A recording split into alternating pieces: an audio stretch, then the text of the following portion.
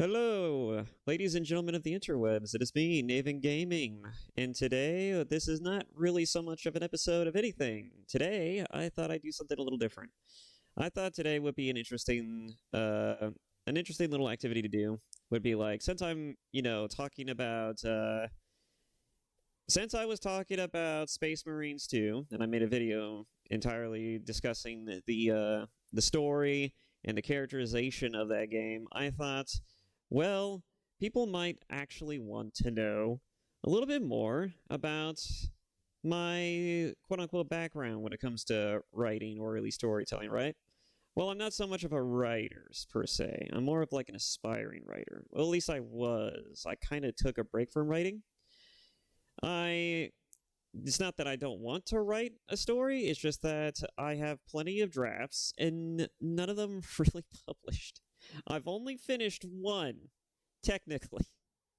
I've only finished one.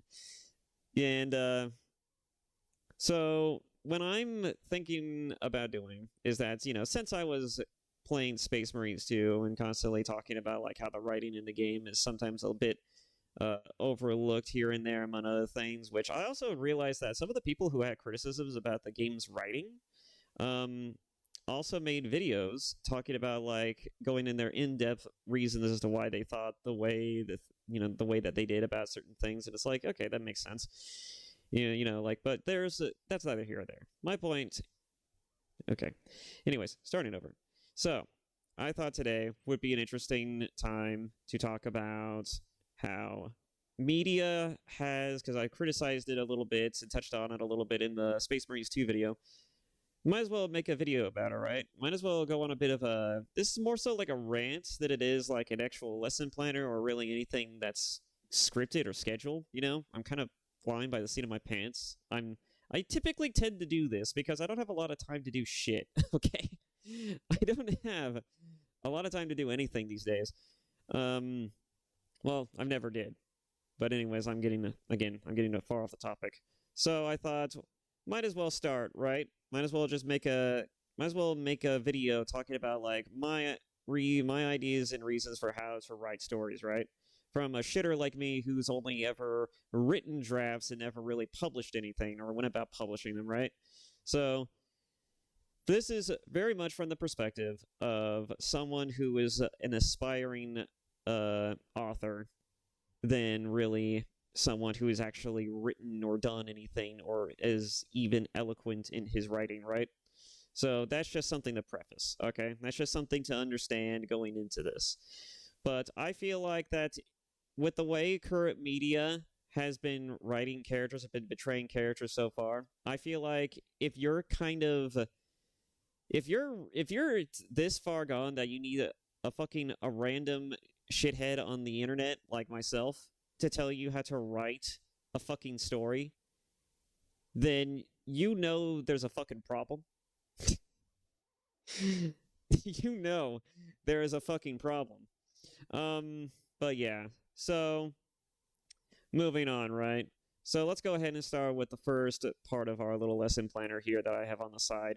So this is our little lesson planner here, and I have the search engine open so that way, in case I need to look up examples, right, for this little impromptu lesson plan, right? So here's the scope of it, right? So storytelling 101.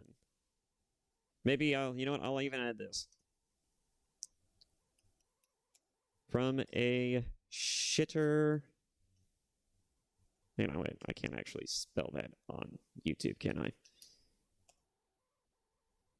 I have no idea. That's why I usually just censor myself. I don't censor my language, I just censor myself. My writing, anyways. From a shitter on the internet. Okay? With the first bullet point on our list of things is where to start. Okay, so first things first.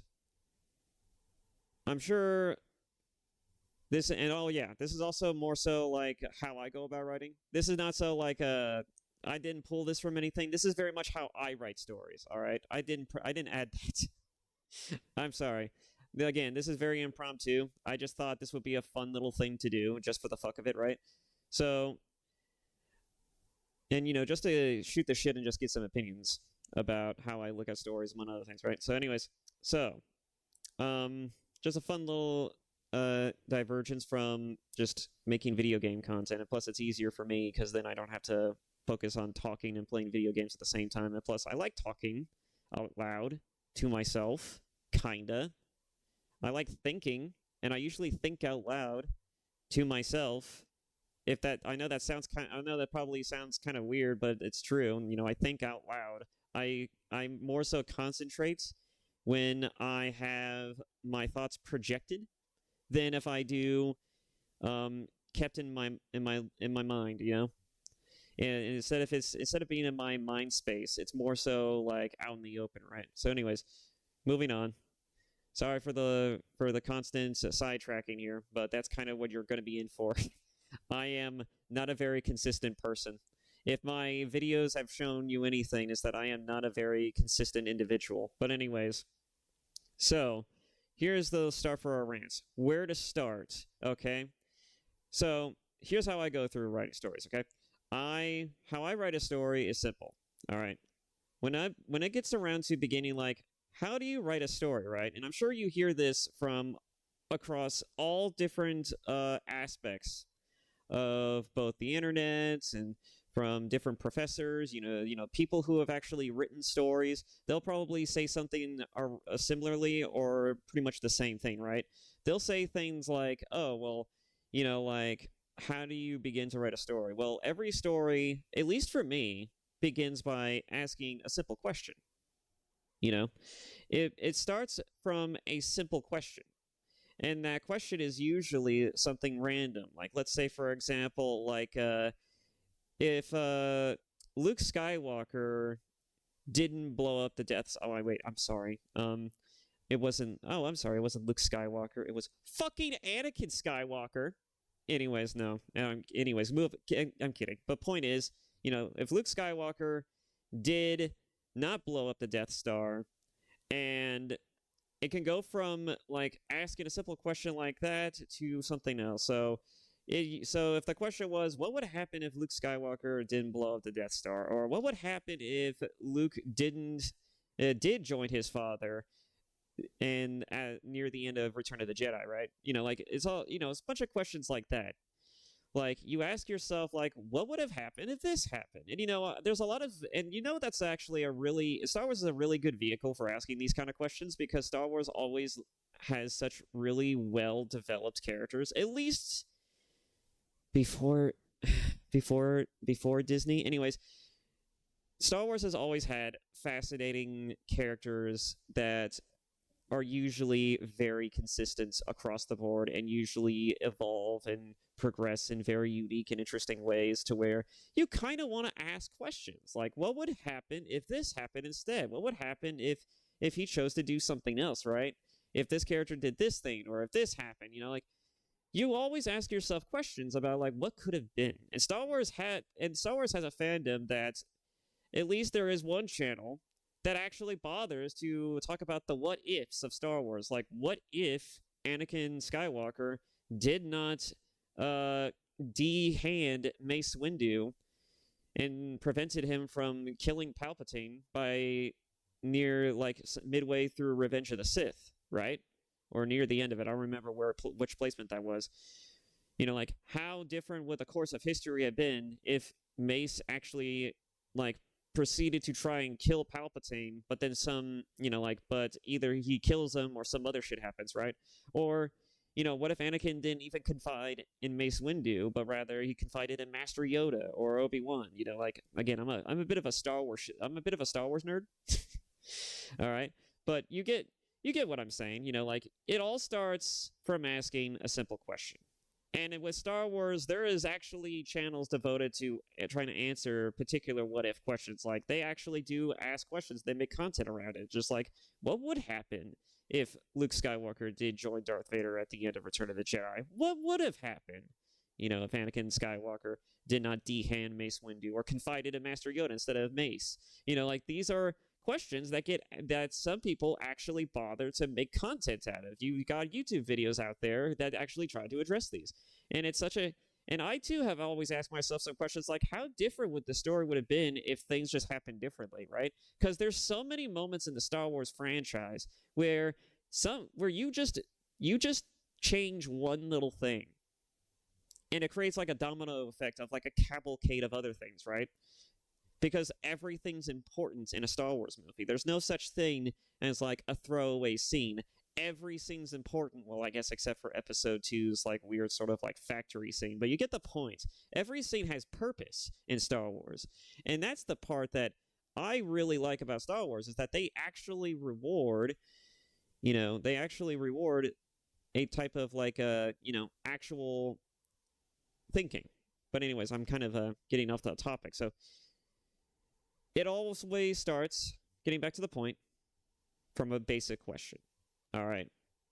And that's how stories typically start, at least for me. And another way that a story starts for me is, how, like sometimes it doesn't even start from a question. Sometimes it starts from like a character story. Like, what would happen? Like, has anyone ever written a story about this kind of character? Or has anyone done it? Or what have I not seen from, from media these days? Like, when was the last time I've seen a story about a fantasy bounty hunter, for example? Because the strap that I finished did feature that. Like, what was the last thing I hadn't seen? Oh, a story about like a fantasy bounty hunter who hunts criminals and apostate mages, among other things. Like that's a story I've written. That's a rough draft I've written, and I've finished, but it's not something I've published. But anyways, the point is that like it goes from asking a simple question to then you write out that story in your mind. You think about it long enough, and then you come up with all these different other things that could also play into that. Like.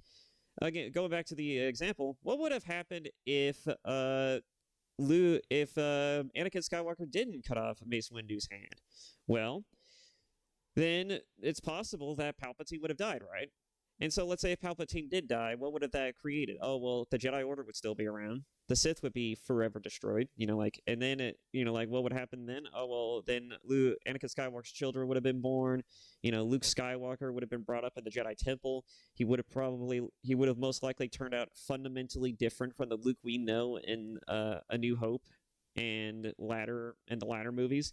He would have turned out a fundamentally different person. And so would have Leia too. Leia would have been a Jedi.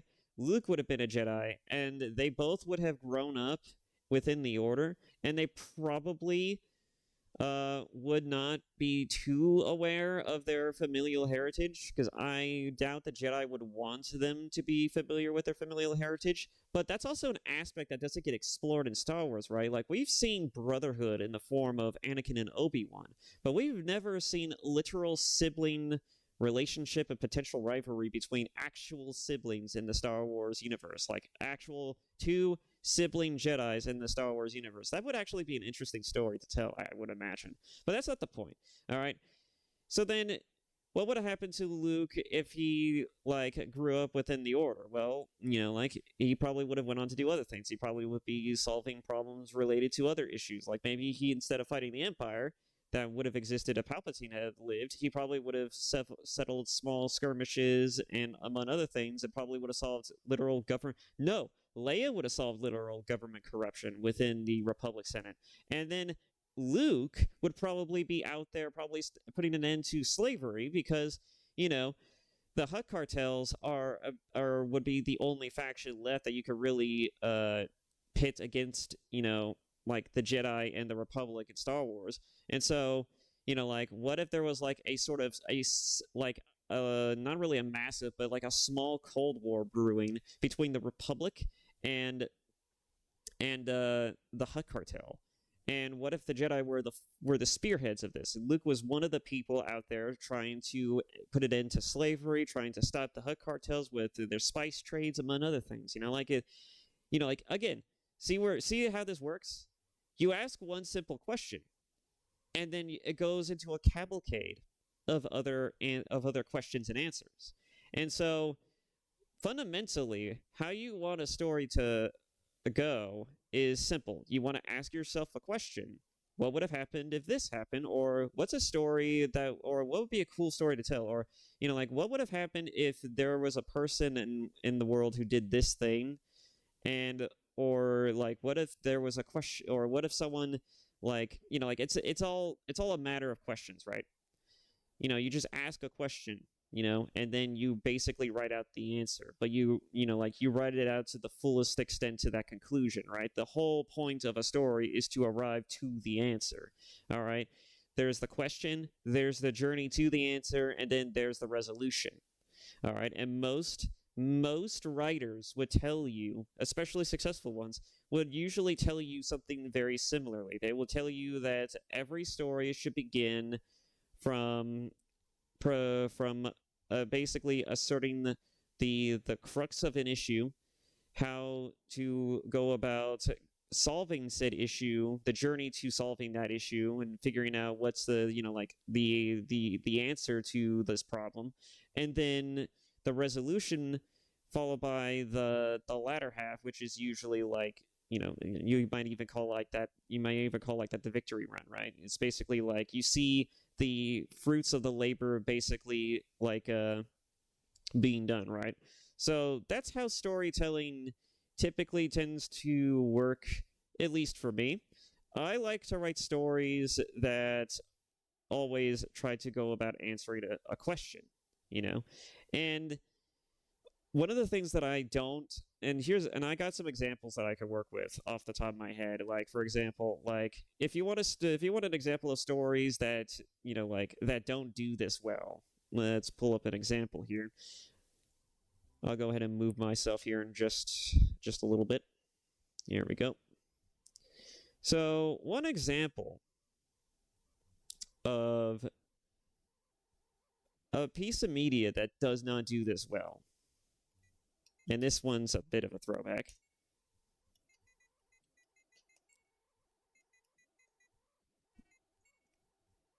Hi, Guardian Spice.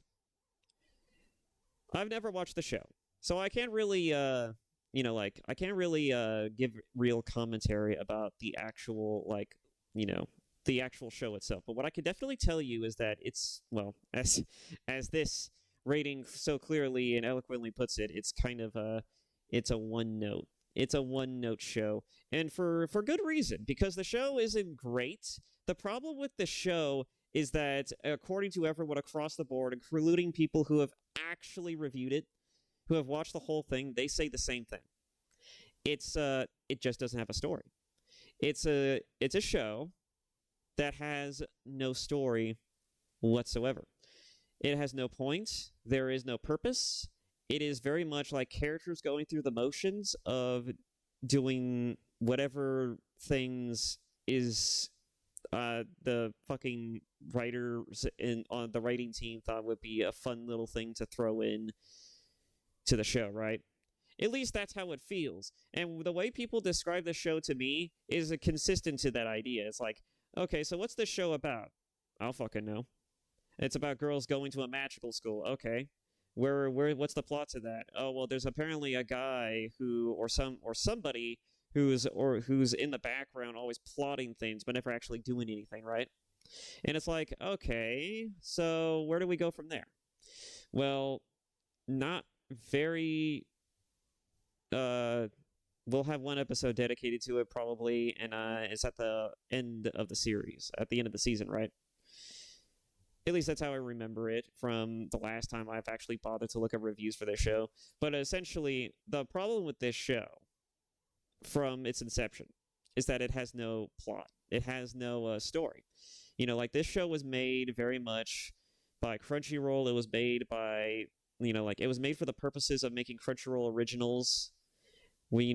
Despite the fact that Crunchyroll has consistently said numerous times that they would be giving money to the animators, and then immediately some time after this show being released, they decided they would buy a penthouse, then they would gloat about it on social media. But that's neither here or there. No, I'm sorry, they didn't buy a penthouse. They bought a warehouse, and then they retrofitted it to be an office space. I'm sorry, that's what they did. I think that's what they did, anyways. But like, it's been a while. All right, it's been a while since I've actually bothered to look at Crunchyroll and all of the shit that it's done. But anyways, so the biggest complaint with the show is that it has no plot. It's not it doesn't have any plot. It just has a bunch of random side story level nonsense in here that basically boils down to really fun ideas that somebody had thought of at the time that would be cool to throw in, right? And that's kind of how the show fundamentally plays according to a lot of people. And that's the general like idea that I got from listening to reviews, was like, oh, this is very much a show about like a bunch of goofy characters going through the paces of doing a bunch of silly things or getting involved into a bunch of other, like worldly activities. And you might think that that would not be a terrible idea if it was written well. And it's not. The problem, of course, is that a lot of the things that get thrown into the show didn't really add anything to the show. They added nothing of value. They didn't really tell you much about the world itself. All it did was just add fantasy shit in there, and they just called it a day. All right? This is very much a major problem with a lot of, especially amateur writing, which is usually has this problem of like, oh, well, I'm going to write a story. Okay, well, how do you write? What are you going to write about? I'm going to write about a bunch of characters doing cool things. And it's like, okay, well, what's the cool things you want them to write? What's the cool things you want them to do?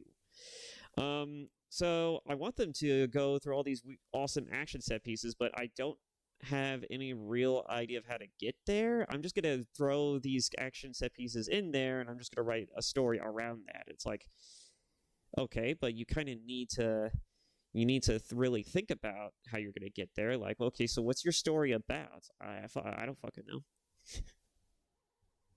you kind of, like, there's usually, again, you ask questions, and then you arrive to the destination of where you want to go. Like, and again, you could think of like a cool scene, and you can basically write a story around that, but you have to be willing to go the extra mile to actually piece it together and thought it out. Like, you could think about like a really cool fucking like for example, if you see the ending of a show, you think to yourself, oh man, how cool would it have been if they had written it this way? Like, what would have happened if they had, instead of going this direction, they went in this other direction, like, it could be the difference between making something into like like a science fiction action fest, to like something equivalent to like The Matrix, right?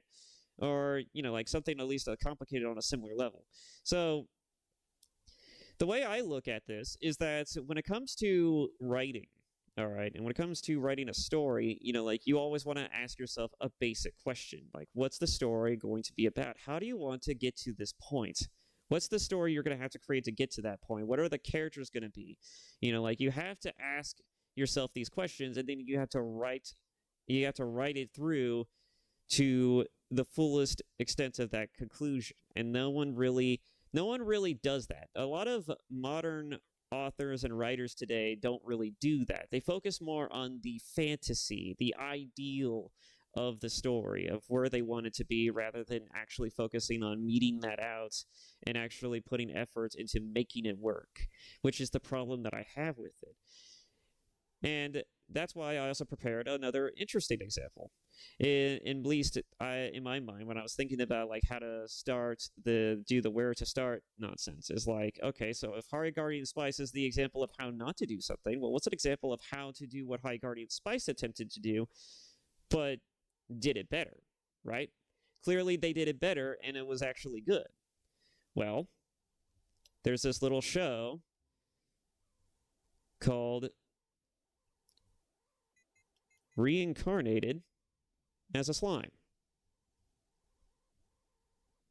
It essentially takes the idea and setup of what was shown in High Guardian Spice, but it actually bothers to go the distance, the extra mile, to not only give us a story that focuses more on the world building aspects of its narrative, but also bothers to not only flesh out the main character, fleshes out his relationships with these other characters and how these other characters get to the point to where they basically become what you see in the box art, right?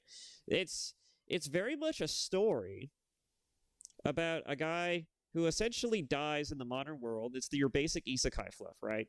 And that's how these things usually start. Is that it starts out as your basic isekai fluff, like your main character is essentially like a salaryman who works for a shitty company as it goes, and he eventually dies. He dies, I believe, in this one by throwing himself in front of a knife and basically getting stabbed to death by someone who wanted to kill like a coworker or a woman on the street, a random woman on the street or something like that.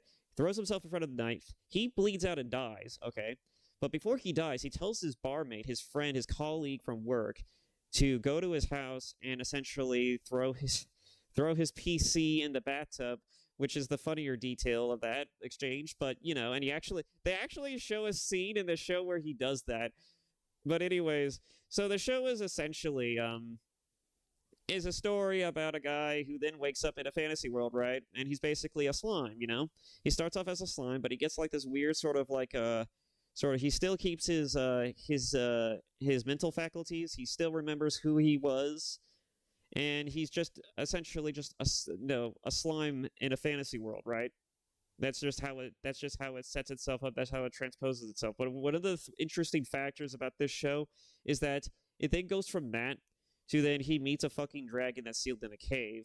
He then absorbs that dragon, becomes the most powerful slime on the face of the earth, essentially. And then what do you do with this character? Oh, well, because there's no real thing that could challenge him, right? What do you focus on? Oh, well, you just make a story about him basically starting his own weird sort of like goblin nation. And that's how it goes. That's where it goes. Is that the show recognizes that, okay, so the main character's OP as shit. What's something that you could do to challenge or at least make the story interesting and still actually add some value to the story itself? Oh, well, you basically make it to where like he starts his own little goblin empire, essentially. He starts his own little goblin society, and it goes from like making like small little teepees and huts in like the middle of a woods somewhere to then creating like modern day shops and housings and among other things, and starting his own little town, right? And then he goes and how he gets there is it goes through a number of things. Like again, this is not a simple process. So the person who wrote this show bothered to actually think about the odds and ends of how they would organically fit this into the narrative.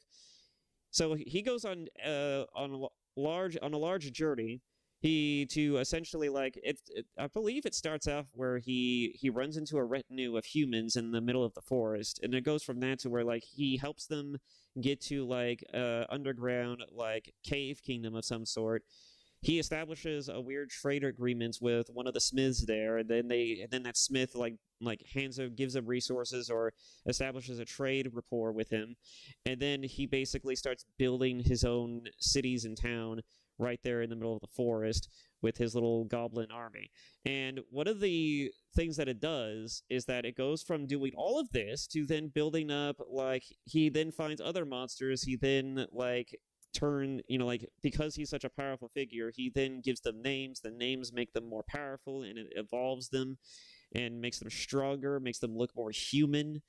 Like, they, it's a very interesting yet weird sort of story, but the whole point of the show is that it establishes the main character simply, and then it goes from that to then writing an entire sort of like ever evolving like sort of agricultural narrative, like world building narrative around the protagonist. And so you're here more so what sells this show for most people is that it goes from being like a simple premise on paper, like it is for most of these isekais, to then being like an interesting exploration on like the dual, like the problems with politics and actually, establishing trade routes and, trying to, like broker like some type of peace talks, or trying to, like basically trying to, it's like it gives you the sense of like Game of Thrones but light. It's like without all of the political dissonance, the crazy shit that happens, the backstabbing, among all these other things. Like it's very much just like a light, fluffy story about a guy who gets transported in a fantasy world, who is the most powerful being in there, and then he essentially just creates his own little goblet empire. And like all of these other things just tend to just tend to fall into place. They just kind of like like they like he becomes more important, and so the world starts to slowly recognize his importance. He essentially, the entire shtick of this show is him basically making, like, is turning. I'm kind of getting lost in the sauce here, but you get my point. Anyone who's watched this show gets the point of what I'm trying to make. It's very much a story that focuses more so on the world building aspect, just like High Guardian Spice, but it does it in a more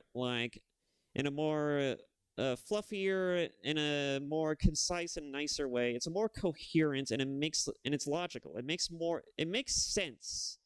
Okay, it makes more sense, and and everything that it does actually helps to build up the world itself. Like, you understand the relationships of these other kingdoms, and maybe you don't really care about these other kingdoms because maybe they're not really that well fleshed out in the anime, but maybe they are in the novels, right? Or in the fucking manga, if it has a manga. But you understand a little bit about this world, and as the show continues, you begin to understand more and more about the world, about the nature of the people in it, about the villains, because there are villains in this show, and they do try to mess with the protagonist here and there. I believe there was this entire arc where human kingdoms and our slime protagonist essentially had to work together in order to overcome some type of threat that I honestly don't remember. Because there's like a group of masked villains, right? Almost Harley Quinn style, right? And they basically try to orchestrate a war that, or am I thinking of a different show? I don't remember now. But it's been a while since I've seen this show. I've seen like maybe 1 or 2 seasons of it. It's not a bad show. And, like, the thing about this show that gets it right is all of these other reasons that High Guardian Spy simply just doesn't do. It's a show that actually thinks about what it's doing. It actually, like, it narratively explores all of the potential plot threads, and it even sets up interesting ideas for future plot developments. Like, once you understand the basic notion or idea of what a particular society is all about, you could potentially write a story in the future where where the protagonist of this show now has to navigate that, because maybe there's some type of political nannering or fapping about that needs to be done in order to actually get to the directions that he needs to go, right? Maybe it interferes with his ability to trade with the nation and the smith, and the businesses, the industries, like basically the people who make shit or mine the shit, right? He needs resources. One of these kingdoms who he depends on for these resources is like, nah, because we have a political reason or some type of agenda where you cannot actually engage in trade with us, something like that. Like there's, like this show very much can open itself up to multiple different avenues, and there is an actual plot that isn't just like the world building aspect and the agricultural aspect. Like I said, there's characters in the background who do actually orchestrate things, and they do try to fuck over our slime protagonist, if if my memory serves. And one of the things that was kind of like an interesting plot point that didn't really get brought up that much in the first 2 seasons, was the black haired protagonist not protagonist, but the black haired chick in this shot right here. She dies in the beginning.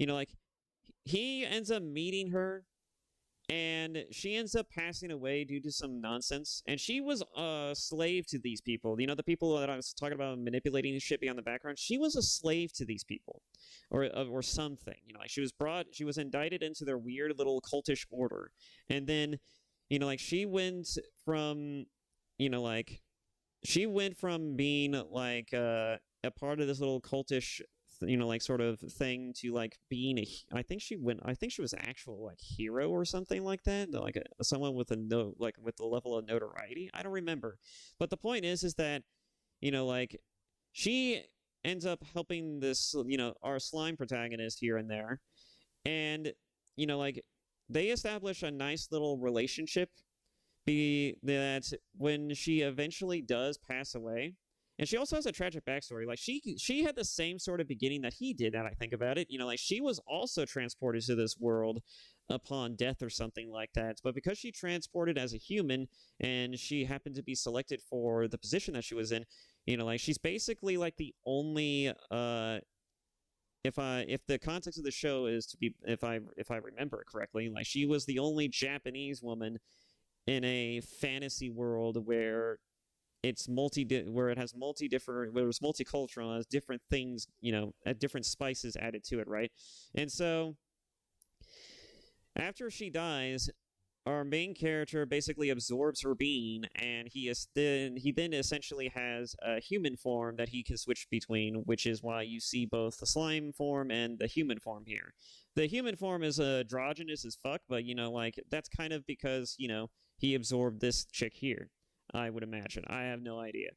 Anyways, so moving on from this, if you really wanted an idea of how to start a story and like how to do it great, how to do it better, like how to well, maybe not better, but how to do it right, how to not fuck it up, like essentially you got to ask yourself questions and you got to answer those questions, and every like little thing you add to the story then further adds unique questions and complications that need answering, right?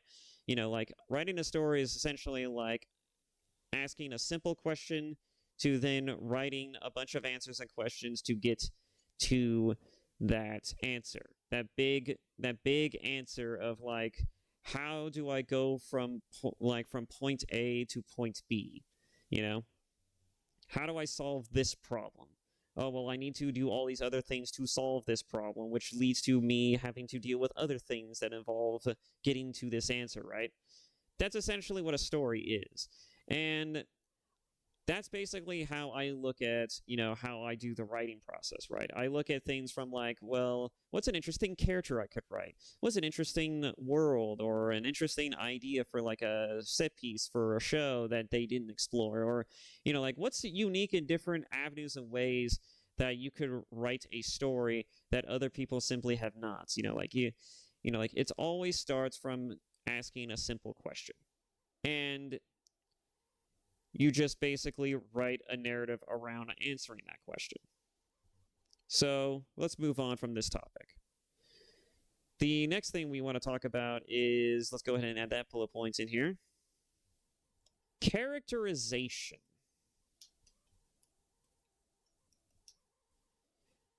So, how do we write characters? It's difficult, isn't it? It's a difficult thing to write a story on top of writing believable characters. After all, they say art imitates life. Like you want to write a story that people can sympathize or even empathize with, you need to be able to write characters and you need to be able to write them believably.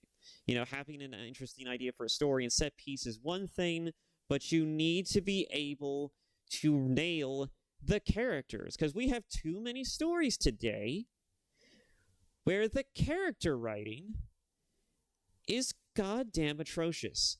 I fucking hate the modern writing style of today. The sort of modernization of character writing is goddamn atrocious. And I will fucking bury every goddamn company that gets this wrong moving forward. I will bury the shit out of companies, and everyone should start doing this too. They should just start looking at a story, and if their characters aren't consistent or on point, this shit needs to be called out, and it needs to be buried alive. Because how a story fundamentally gains its interest and how yeah, how it incentivizes people to continue watching is just how interesting or unique the characters are, or just how believable they are, like how relatable they are.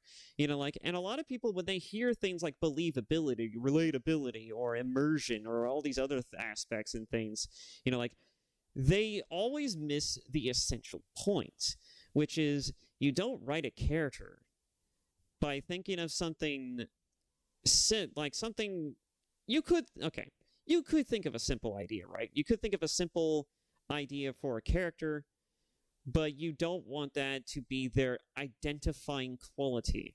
Like, here's a big example of how to fucking get this wrong and get it wrong consistently, okay? Let's go ahead and just look at you know, I had an example in my mind and then I forgot about it. Shit.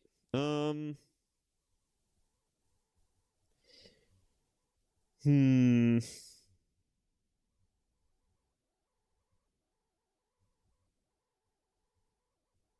Okay, here's a topical one, shall we? Let's talk about Yasuke from, I don't know why I'm capitalizing it, from Assassin's Creed Shadows. So,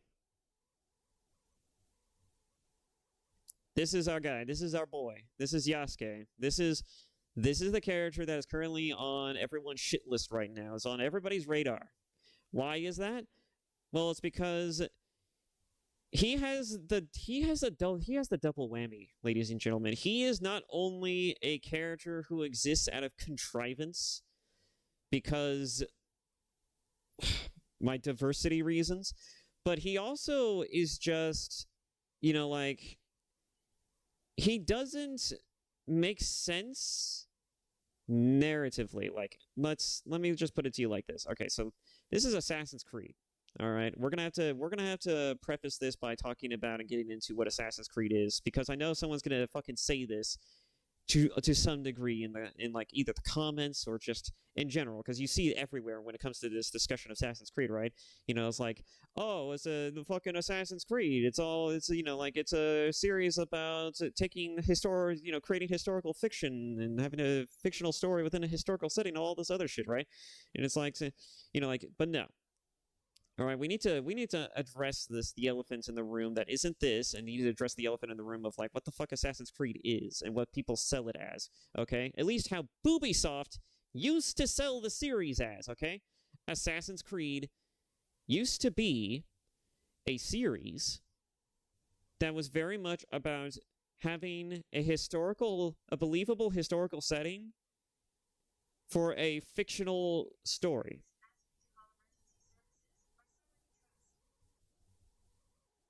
I'm sorry if you heard that. That was apparently my phone. I don't know why Siri popped up, but I don't care. Anyways, it's a story that very much. Hello.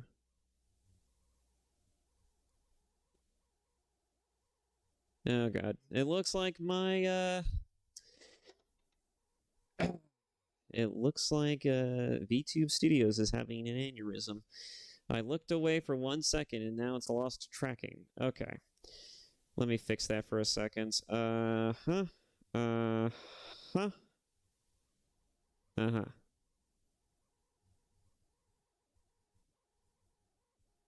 Anyways, so while I get the calibrating on this thing going. Oh, it's not working anymore. Okay. So anyways, getting to the point. Oh my god, what happened? Okay, so getting to the point. Sorry about that. That must have been a little weird. So, the big problem with Assassin's Creed is that the fictional story is very much housed in a historical setting. And a lot of the things that people, especially that I'm seeing nowadays, seem to misunderstand about the Assassin's Creed series, at least from its inception, was that it was a story set in a believable fictional historical setting, right? Well, not a fictional historical setting, but it was basically set up in a historical setting, all right? The The historical setting of Assassin's Creed used to be the vehicle for which the story was built around. And a lot of people make the mistake nowadays of saying, like, oh, well, it's fiction, like, it's all just fiction, like, it's not supposed to be taken seriously. And it's like, motherfucker, please, please, please, no, that is not the case, all right? The historical settings themselves are not fictional. They are historical. They are historically accurate. And if you wanted a good example of how historically accurate Assassin's Creed used to be, let me pull up an example. Assassin's Creed Unity. Let's see. Saves historical landmark, something around those lines. Does anyone remember this story, or has anyone even heard of this story? There was a historical landmark in France, I believe, that when it got burned to the ground for some reason, right? Is Assassin's Creed Unity historically accurate? Historically, folder location, save completion is helping rebuild. That's what it was. Okay, so Assassin's Creed Notre Dame. Let's see. Notre Dame.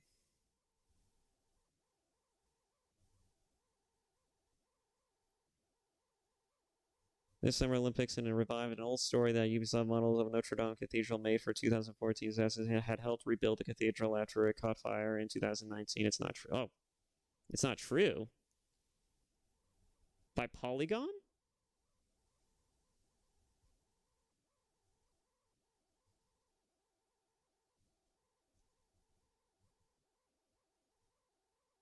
Donate 500 to help with the restoration efforts and make a detailed 3D model of the cathedral available to architects. Donate 5.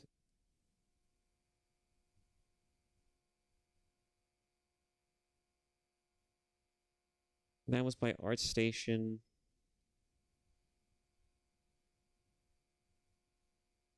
How much will it cost to restore? Is it true?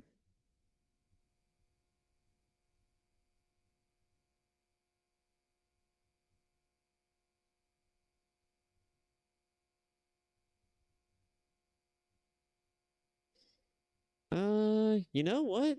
I'm kind of confused. Okay. Is it true or is it not true? It's by Polygons, and I never take anything Polygon says at face value. I don't take anything that these people say at face value, let's be honest. Since the fire, I made a YouTube video debunking it in 2021, but weirdly, not everyone in the world has seen it, and video claims otherwise continue to garner thousands of views on TikTok, so let's debunk it on the first thing. I also believe, now that it doesn't sound very certain, does it? Ubisoft still holds the original 3Ds, models, and photos, which could help rebuild the Ubisoft Cathedral. Hasn't been confirmed.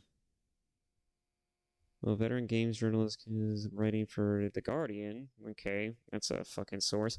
Saw this and reached out to Ubisoft for comment. She published a response from Ubisoft spokesperson, which probably should have been the final word on the matter involved in the reconstruction of Notre Dame, but we would be more than happy to lend our expertise in any way that we can to help with the efforts. It is important to keep in mind what we did for the game was not a scientific reconstruction, but rather an artistic vision. That pretty clear response. The rumors about Notre Dame model persist. They were further spread by ArtStation. One of the first things that come up when you Google the topic. If it had been, I believe the company would have rightfully made a huge deal about it, much like it did with news release at the time in which it announced that it was donating, giving away Windows PC copies of Unity for a week. The company also made its stance clear and encouraged people to explore Notre Dame in the game and donate to the restoration efforts if they could. Have said about the design cathedral, senior level artist Caroline is the person widely credited with the building. She's been interviewed, Destructoid as well as IGN. Okay, so what I'm getting from this level design and gameplay. Okay, so what I'm getting from this is that it's not a clear it's not a clear one-to-one, and it did take some artistic liberties with it, clearly, which kind of sucks. But anyways, the whole point that I was going to make, which apparently this was not the the greatest example, but it was an example I wanted to use. Damn it, because I just remembered this story. But anyways, so Assassin's Creed is a series, just going back to the topic, is a series that very much uses history as a vehicle for its storytelling, all right? You know, from the years of the Crusade to the fucking, like, Italian Renaissance to fucking what we are seeing now. And one of the things that people don't misunderstand is that his Assassin's Creed used to be all about history. It used to all be about giving you that historical authenticity with the side helping of its fictional narrative, right? You know, like a lot of people jokingly made statements about how, like, oh yeah, you could use Assassin's Creed to learn about history, even though it doesn't actually teach you actual history. It just teaches you like history through the context of its narrative. But you know, like it's still interesting to see historical figures in Assassin's Creed, right? And that's kind of the interesting thing about Assassin's Creed is that Assassin's Creed is a story that very much it's a franchise that has a lot of historical references and historical details woven into its narrative. All right, they're not true narrative. They're not the true points and settings as well as the narratives that you know like the narrative storytelling at least historically they're not the actual events that happened, but they are very much like historical figures brought into a fictional in a fictional story in a video game for video game purposes, right?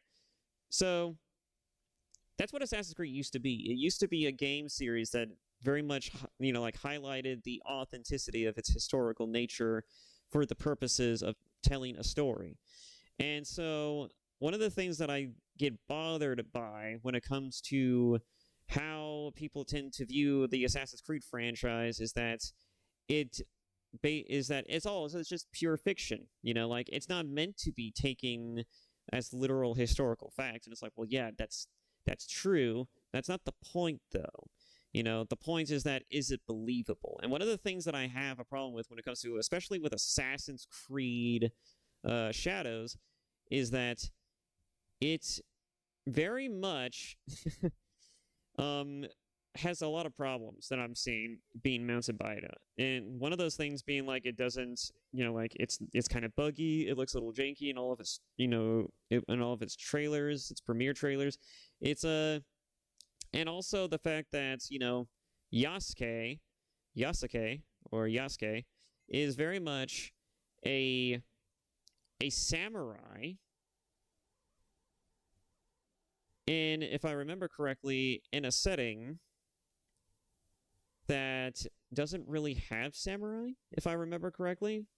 I mean, it wouldn't be the first game to do this, but again, I don't know. I'm not very sure as to when this takes place. I just know that Oda Nobunaga is in it, or at least at least his faction is in it.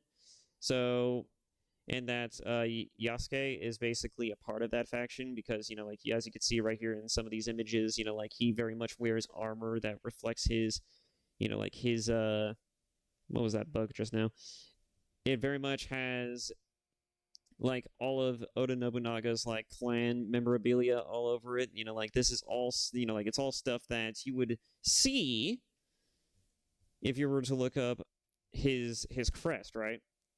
That's kind of the point, is that he's basically a part of Nobunaga's faction, and I'm assuming that Nobunaga, in the context of this game, is going to be like the assassin grandmaster of the story potentially, and that Yasuke is very much like an assassin born and raised within the assassin order in Japan, and the Templars are very much the feudal lords that are pretty much against Nobunaga, right?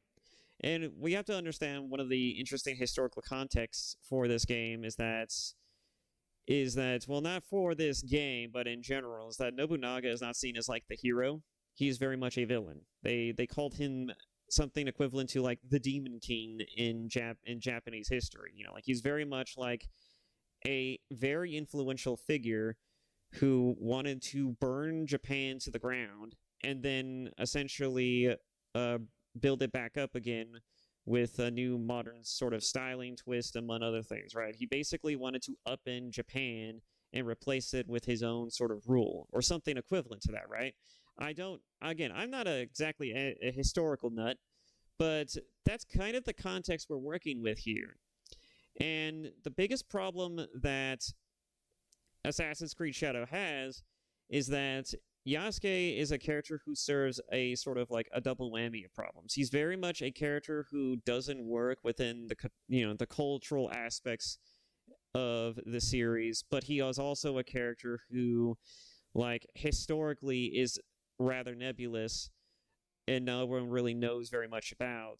But Assassins, for some reason, Ubisoft's developers thought, the one autobiography written by a white guy of all things, a literal like white professor in some fucking university somewhere, I think, some kind of grad student maybe, I don't know.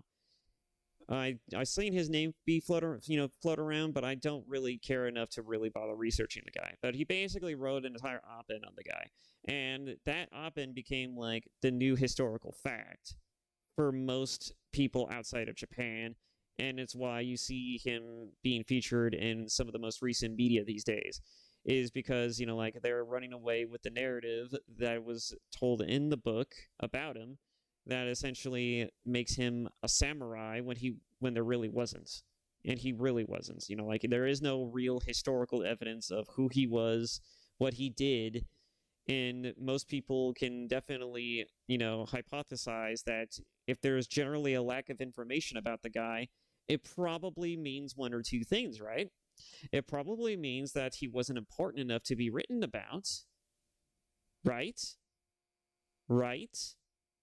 It probably means that he wasn't important enough to be written about or documented.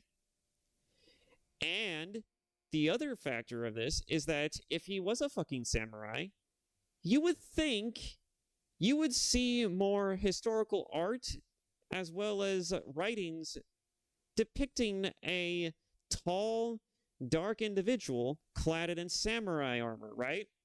You would think you would find that somewhere, because you would think that a tall man of African descent, among a Japanese wider, like a wider Japanese cultural ethnic demographic, right, would essentially find that rather peculiar. You have to understand, especially around this time, Japan was very much not open to outsiders. It was very much a ethnically the least diverse place on the face of the earth. It was very much a cultural homogeny of Japanese natives.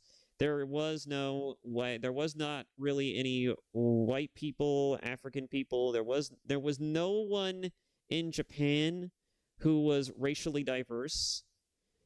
And I use the term racially loosely. It's more like ethnically. But anyways, there's a lot of the things that I have a problem, especially with this particular narrative, is that Yasuke is a character who is written in here because of two reasons. It's one of them being like they wanted their brownie points, right?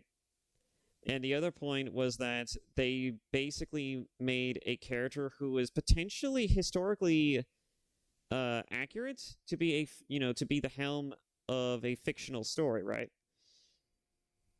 Potentially. Like, they decided to take a historical character and make him the focal point of a story instead of making their own original character that has no historical sort of lens to work with. And you could argue that, well, the nebulous nature of his character, like, in actual historical context, makes it open for this kind of interpretation. And it's not true. Because, again, if there was a tall African samurai in feudal era Japan, I'm assuming this takes place in, that would be quite noticeable. That would be quite noticeable. You think people would notice that. Unless your reason for having a character like this in the setting, unless your reason for this is that he always wears a mask in a full suit of samurai armor, I don't believe you. I don't believe you. I don't believe someone would not have noticed this and then would have documented this to some degree. There's nothing on God's green earth that would have convinced me otherwise, unless there's actual texts that say Yasuke was a fucking samurai or he was someone who at least stole samurai armor or some shit. I don't, and the sword and everything. I don't believe you. I will not believe you. I do not. And this is the big problem that I have with fucking Assassin's Creed, is that it used to be about creating a believable historical context for which to fuel its rather fictional setting and narrative. Well, not fictional setting and narrative, but its fictional narrative story, right? Because again, this is very much about two secret societies plotting to destroy one another using politics and industry and among other things, using period specific things to essentially upend and also guide human civilization to directions that they themselves aspise, or they just want it to be right. That's the whole point of why the Apple of Eden was always such a historical well, not a historical crux, but was always such a big narrative like crux and like in contrivance, was because it was very much like it was very much a device from an old time, from an old world, that could control the minds of human beings. And it's because human beings used to be the slaves to the former beings that used to be on planet Earth, right before their entire civilization crumbled to the ground and human beings and humanity was left. It was an advanced civilization of some type of humanoid race that created humanity and then put them into work as slaves, only to then get to have their entire society crumble, and then what's left is all of their technology, right, and their ruins, their architecture. And Assassin's Creed basically is a franchise that basically is all about trying to take this old world tech, this old world sort of like devices and things, and use that as like the plot MacGuffins for their story, and essentially will weave an entire narrative around this particular aspect. As Assassin's Creed 2 and onwards, and all the supporting games that were made about Ezio Auditore, and specifically, was all about expanding upon and further developing that narrative, that story. And one of the big problems that I have with Assassin's Creed today is that they have chosen to forego its historical authenticity for gamey bullshit. Like they very much have foregone the historical context for the sake of gameplay purposes. And you might argue that that's not a terrible thing. Like I would argue that's not a terrible thing. But the problem is that it leads to them making stupid shit like in Odyssey. Like they bring like not historically accurate like sort of cryptids and weird monsters into Assassin's Creed Odyssey as like optional like boss fights. And that's mind-boggling to me. Like unless the context is that they were made in a fucking like old technology lab or some shit, I don't really want to see weird like non like actual fictional things in a very fully realized historically accurate setting. Again, the problem with the believability of Assassin's Creed's setting is that it's written under the guise of a historical context. And when that's fucked around with a little too much, especially when most of it has been pretty, especially with the series up to this point, has been pretty believable so far, and has been toting a careful lens around wanting to present you with real historical events and story context, real historical context for its narrative. It becomes jarring when you suddenly introduce non-historical things or non-realistic things into that historical setting, right? And so it just feels out of place. It feels like they're kind of jumping the shark, so to speak. And so Yeah, Yasuke basically feels like a double whammy of things, right? It's not exactly the point I wanted. It's not exactly the best point for what I'm trying to say, but essentially the big problem that I have with modern media, especially when it comes to characterization, is that a lot of the times, a lot of media will try to insert a weird overly reaching level of like how do I put this? Character inserts that really only exist for stupid reasons. And again, Yasuke exists in here for an obvious reason. That's, quite obvious. I don't think I need to harp on this any harder than I think the internet and myself has already done. The only other thing that I really don't care for when it comes to this sort of thing is like, look at Marvel, for example. Marvel has made like gender bends and race swaps of their long-standing superhero characters. Nobody liked them.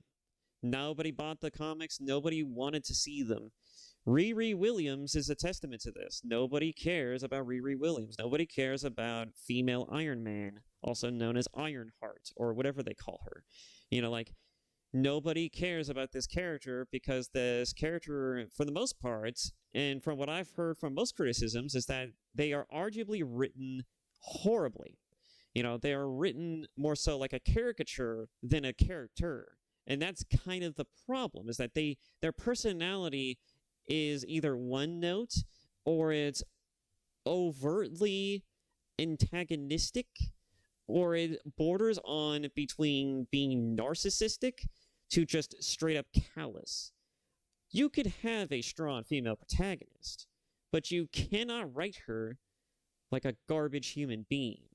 You can write that character, just make them the villain. You cannot make them the central focus of your story unless it's a story about how that person became the villain that we know them to be, right? You can't do that type of story. You cannot write a character like this and expect us to actually be on board with it, right? Here's a good example. And also, let me just go ahead and look her up again, just so that way I know it's exactly who I'm talking about, right? Riri. Yep, there she is.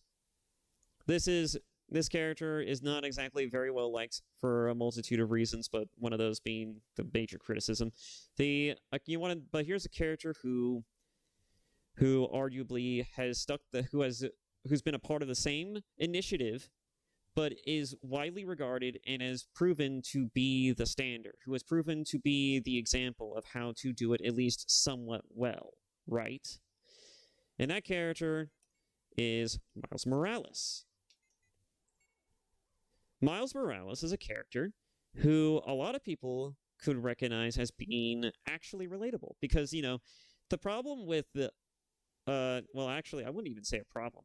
The main thing about Spider-Man is that Spider-Man is inherently relatable. It's really fucking hard to do Spider-Man wrong. I would argue that it's very difficult to write a Spider-Man story wrong, because Spider-Man, by its very concept and inception, inspires a level of relatability and understanding of like the young typical teenager or young adult mindset that I'm pretty sure most people are very comfortable with.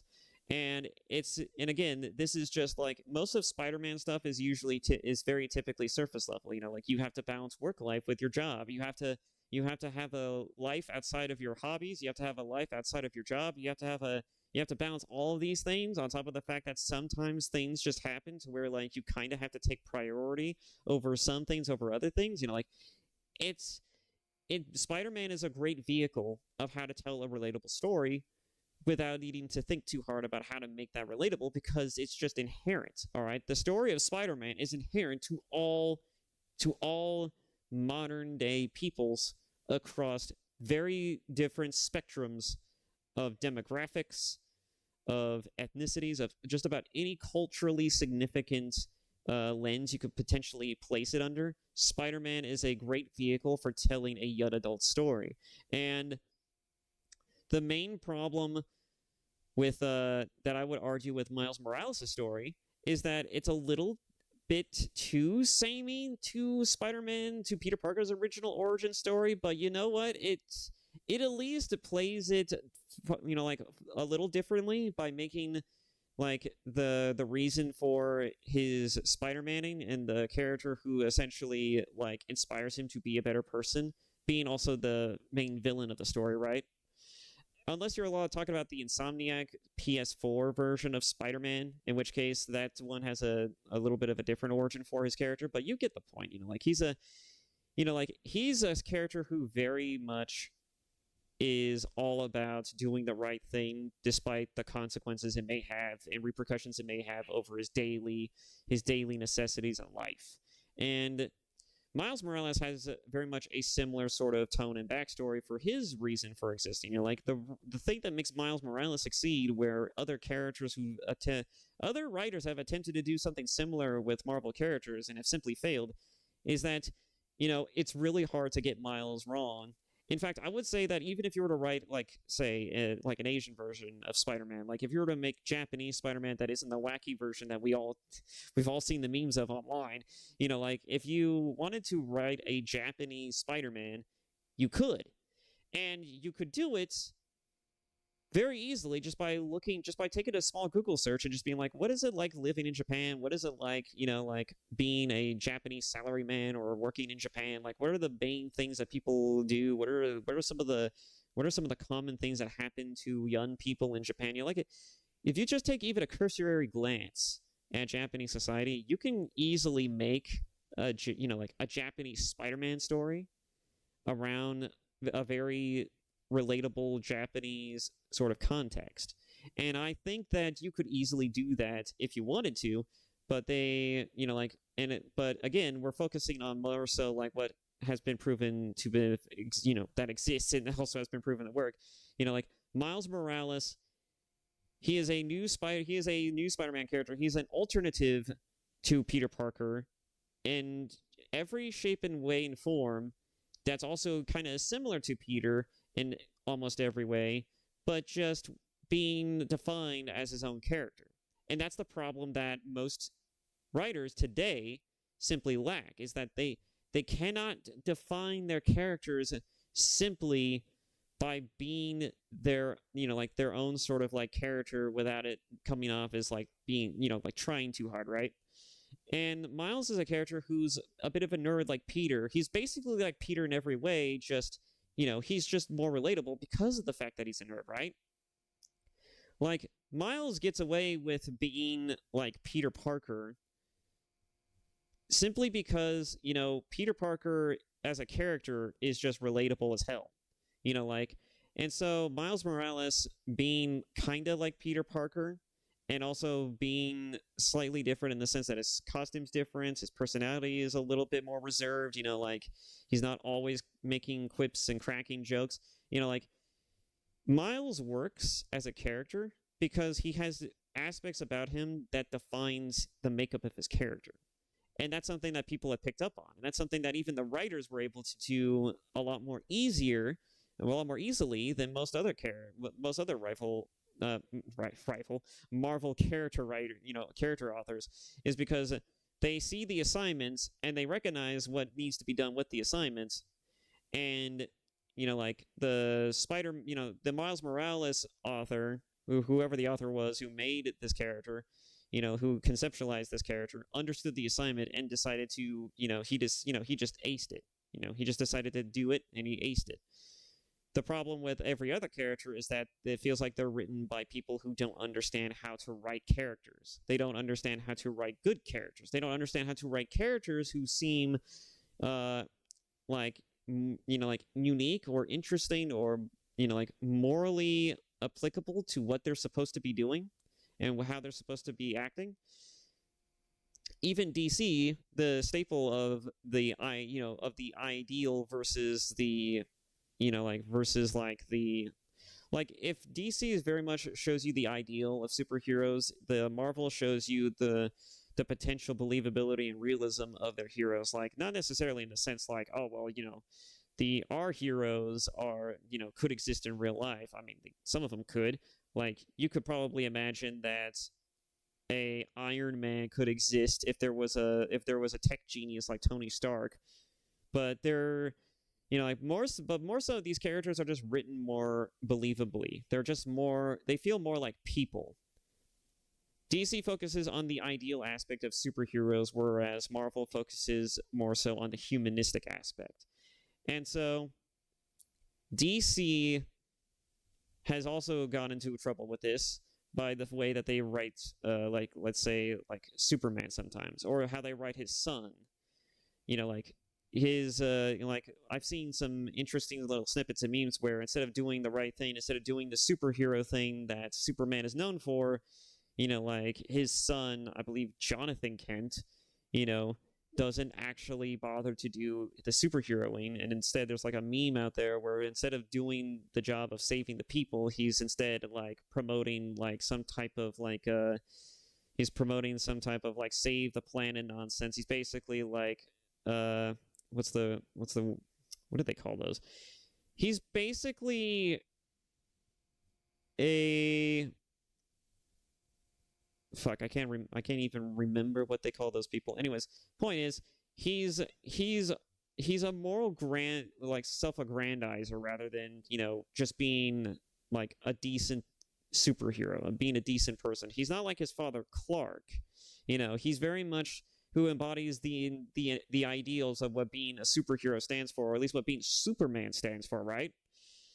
Jonathan is very much like a character who feels like he's just playing up a wannabe version of that character without fully understanding or committing to what that character, what it means to actually be Superman. He very much feels like a lesser version of Superman. In fact, a bit of more of a selfish version of that character, because he focuses more on stupid political nonsense instead of just doing the right thing. Superman would still save the day, and he would probably still focus on solving the, like global issues such as like climate change, among other things, right? And how Superman would do it is that he would just fucking do it himself, right? He would either just do it himself, or he would inspire humanity to do better, right? Because that's the point of Superman as a character, is that he inspires us, and that as a hero, he inspires all of us to be better. That's what it means to be the ideal superhero. Superman is the ideal for which most modern men and women should strive for. Like, I guess maybe not necessarily women, but, like, he's very much what the modern man should strive for. He should be the ideal. He should be the thing to strive towards. Like, not necessarily to be perfect like Superman, but to embody aspects of that character into yourself. You should be a better person. You should work and strive to be like Superman in some facet in your existence, right? In some way that matters. But not very many people do that, and a lot of people misunderstand and fundamentally do not understand how Superman works, which is also another topic of contention and issue, but that's neither here or there. Characterization, all in all, is important, and I would heavily like to emphasize that characterization, at least right now in the modern era, is more important today than it has ever been in any other history or historical context. Like, no matter what period. Like, for some fucking reason, we just can't seem to get this right. Characterization is the biggest struggle we have as not as a society, but as human fucking beings. None of us understand what makes a good character, what makes a morally sound person, because not very many people are morally sound to begin with. All right, we live in a time where everything's changing, technology is constantly advancing, and because of those advancements, our society is constantly evolving, progressing in ways that we just cannot fathom. Our society changes every 10 years instead of every 100 or every 50, right? Like, it's not a slow progression. It's a fast lane. It's on the fast lane. All right, we're going down the highway on this one, brothers. We are literally going fast down this highway, and it has not stopped yet. But the point is, again, when it comes to character writing, you have to understand what makes a good character. And what makes a good character can sometimes not necessarily be a morally sound character, but you shouldn't make them if you're going to make a character who's been more of an anti-hero, you should not make that character inherently evil or psychopathic or border on straight up narcissism unless it's just to set that character up for a downfall where they achieve some level of humility, right? They become humbled by their experiences. Just like how, here's an example. Here's another great example of this. The first ever comic book issue of Peter fucking Parker. His story starts out where he's kind of just a wimpy kid. He's just a nerdy teenager. He's a kid who's very much down on his luck. He sees life kind of like he was very much like myself when I was a teenager. Like he thinks he understands how the world is. He very much sees the world in a very specific way. He's also someone who gets bullied a lot. He's someone I didn't really get bullied that much in school, but like Peter Parker gets bullied a lot. He's a nerd. He's a classical nerd. Like who we can all see and empathize with to a degree, or at least sympathize. And he's just someone who is just not a popular kid. He's also not very eloquent. He's very much a loner type of kid out of contrivance because he just, he gets bullied. A lot of people think he's a bit of a loser. And so he's very much like, he's like the black sheep. He feels like he's ostracized from normal human relationships. And that's kind of what it was like being a nerd back in the day, and so he becomes jaded by this experience, right? Peter Parker starts off his journey in the first ever issue of superhero comics for Marvel, right? His first ever issue starts him off as a bit of like a jaded person, a jaded teenager who thinks he understands how the world works to some extent, right? And he goes from that to then suddenly having superpowers. Well, what's the first thing that Peter Parker does with these superpowers that he got from a fucking radioactive spider? Oh, he decides he's going to try and cheat. He's going to try and game the system, right? He's going to go and do some wrestling, right? They even show this in the fucking Tobey Maguire movies. Like he takes his superhero powers that he suddenly gets, and he's just like, I can make something out of this. And so he goes and he tries to fight in a boxing ring to make money because he has superhero agility. He has superhero powers. He decides he's going to abuse that to the fullest extent and make money off this, right? He was going to game the system. What fundamentally changes that is the conversation he has with his uncle. His uncle then, as a result of especially if we're going by the movie version, they have an argument. Peter is, again, he's a very jaded person. He gets into an argument. He leaves that on not the best of notes. And then immediately after that, his uncle gets shot. His uncle dies right in front of him. And all he has is all he has to that is just feeling sorry for himself and also wanting revenge on the person who did it, right? And when he finds the person who did it, it was the one motherfucker he could have stopped, right? Peter Parker, when he was doing the wrestling thing, the guy who basically let him do the fighting cheated him out of the money that he should have been gotten, right? He's just like, what about the money? I thought I was going to get the rest of this money. It's just like, no. We get a cut of that money as well. It's part of the, the prize pool was this, but we get a cut of it because we organized it, right? Or something of that nature. And Peter's just like, fuck you. And so he leaves, and as he's leaving, the guy gets robbed right there in his office, and then the guy is running towards the elevator or stairs. He's running towards Peter. Peter lets him go, and he's like, what the hell? Why didn't you stop him? And he's just like, it wasn't my problem. And he just walks off. And, that guy likely felt the serious ramifications of his actions come back in a karmic way. And Peter then, that's just another little subtle way that the story then does a karmic, a very karmatic shift for Peter Parker. Because he let that criminal go, his uncle gets murdered. And so after he chases down this criminal, or we already know this origin story by heart at this point, he realizes it's the same criminal. It's the same guy who stole that money that he just let go, and because he let him go, he went on to go shoot his uncle. And that traumatizes Peter. That's it with most people. Like it's like, oh my god, I could have stopped you. I could have saved Uncle Ben if I had just done the right thing.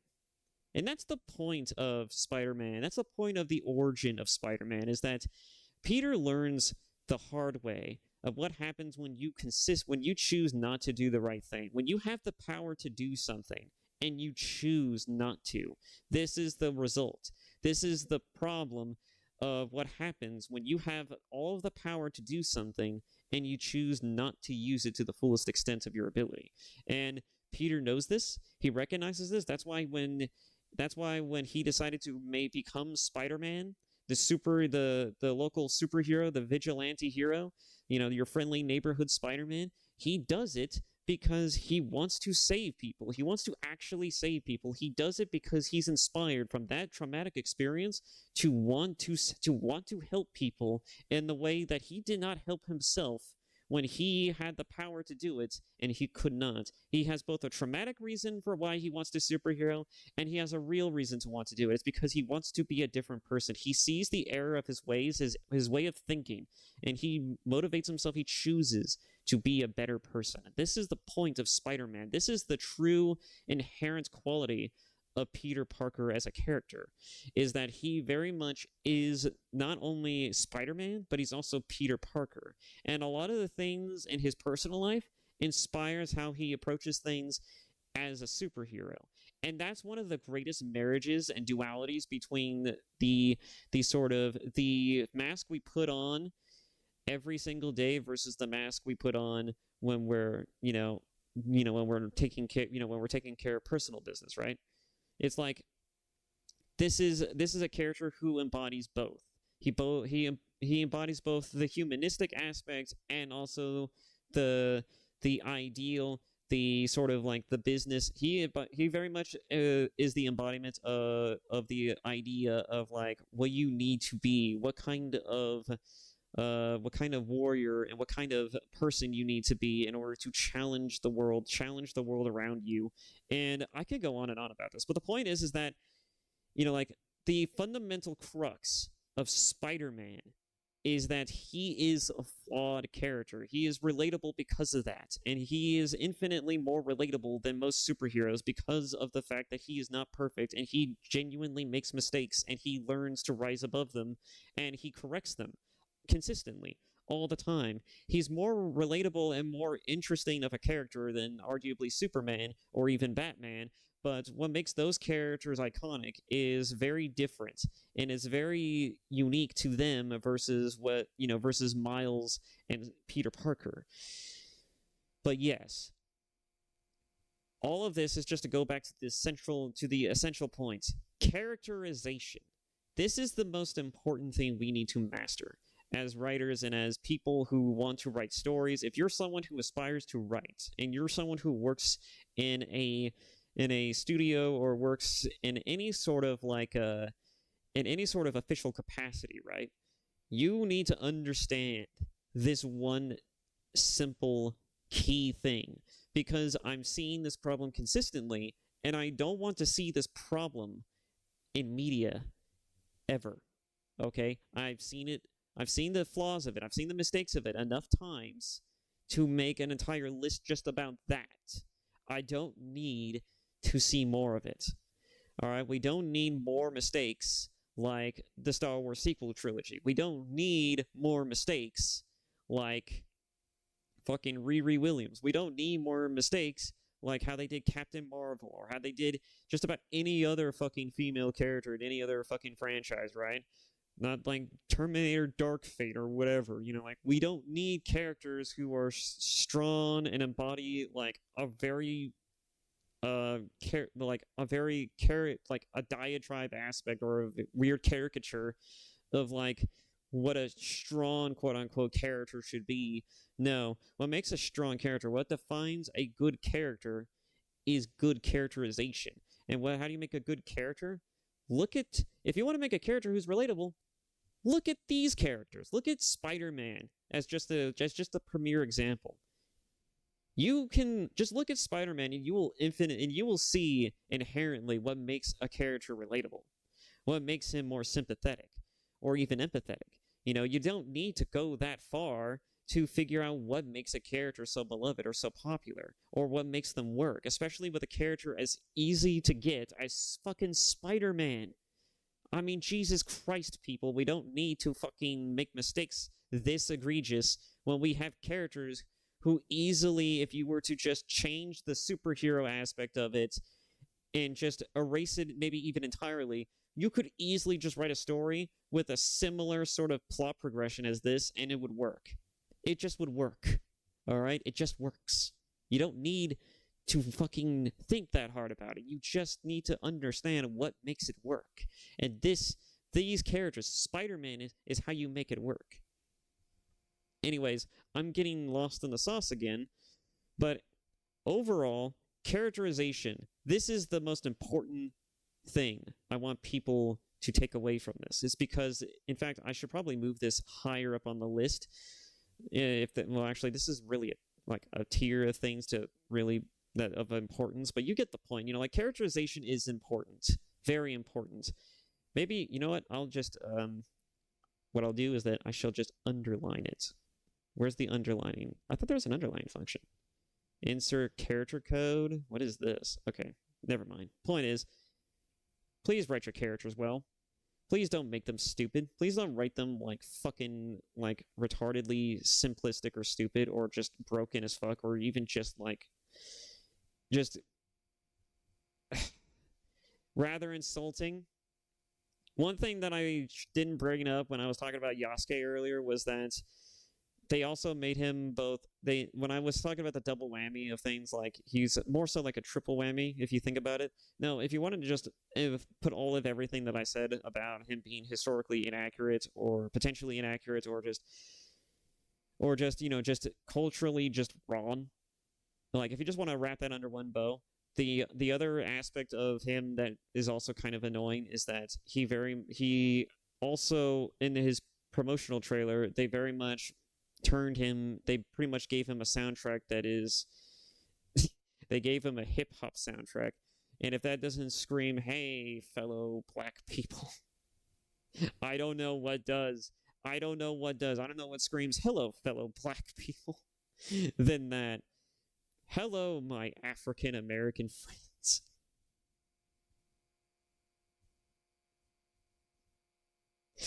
Oh my god. Anyways, that's going to sound weird out of context. Anyways, point is,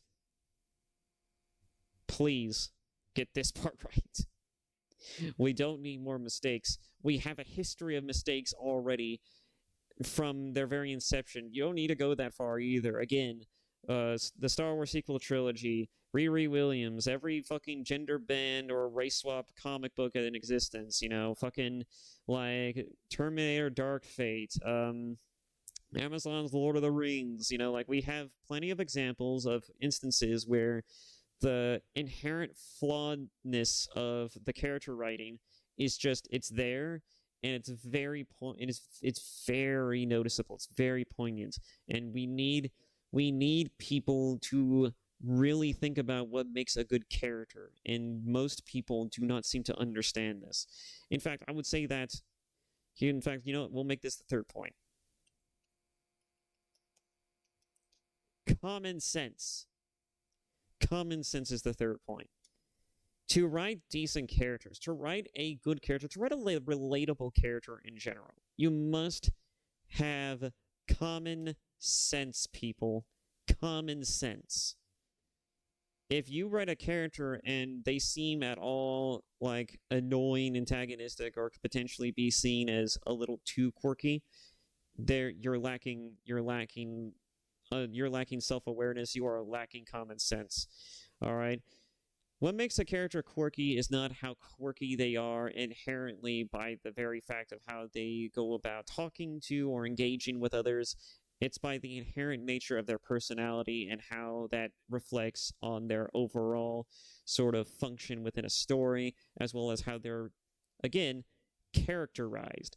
And one of the important things to really nail a quirky behavior and do it well is understanding let's say if you wanted to make a quirky character, for example, you wanted to make a character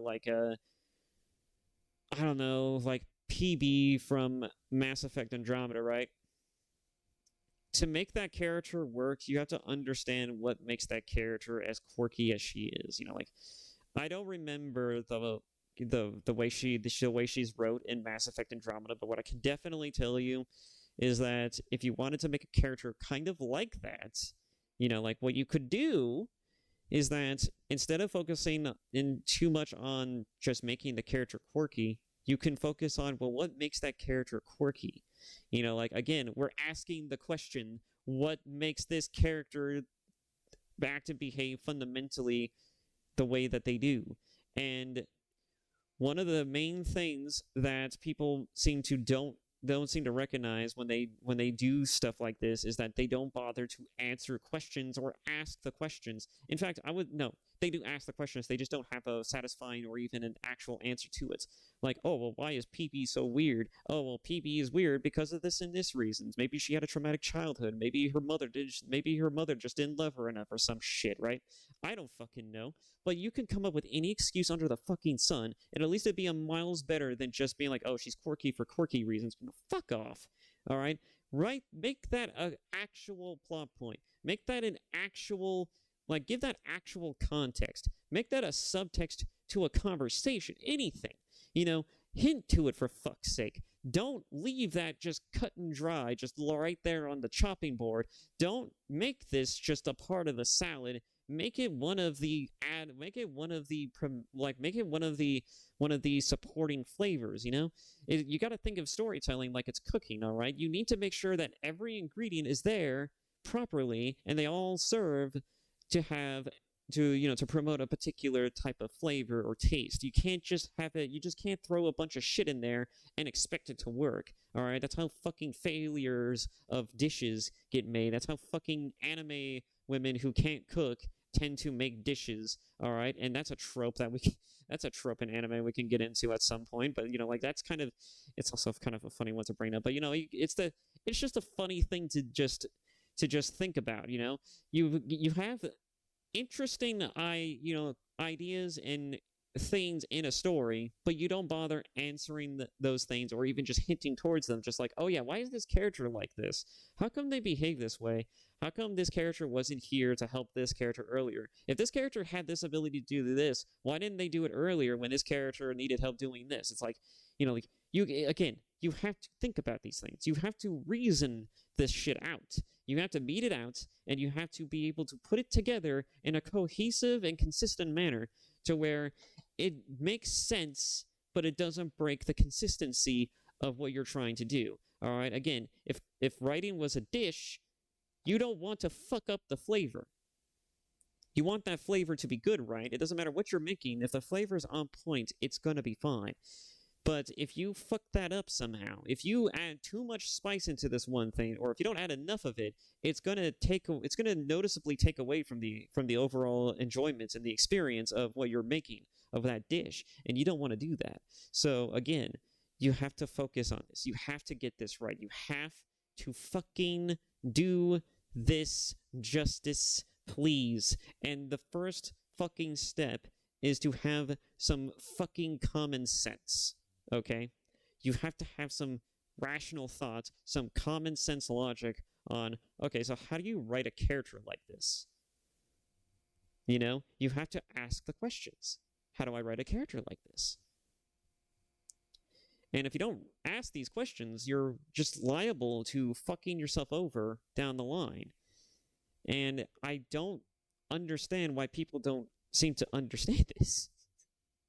Especially in modern media. Like, you're paid how much to make stories in popular franchises, and you don't know the first thing about character writing? You don't know the first thing about charting a story? You don't know the first thing about any of this shit? It's like, what the fuck?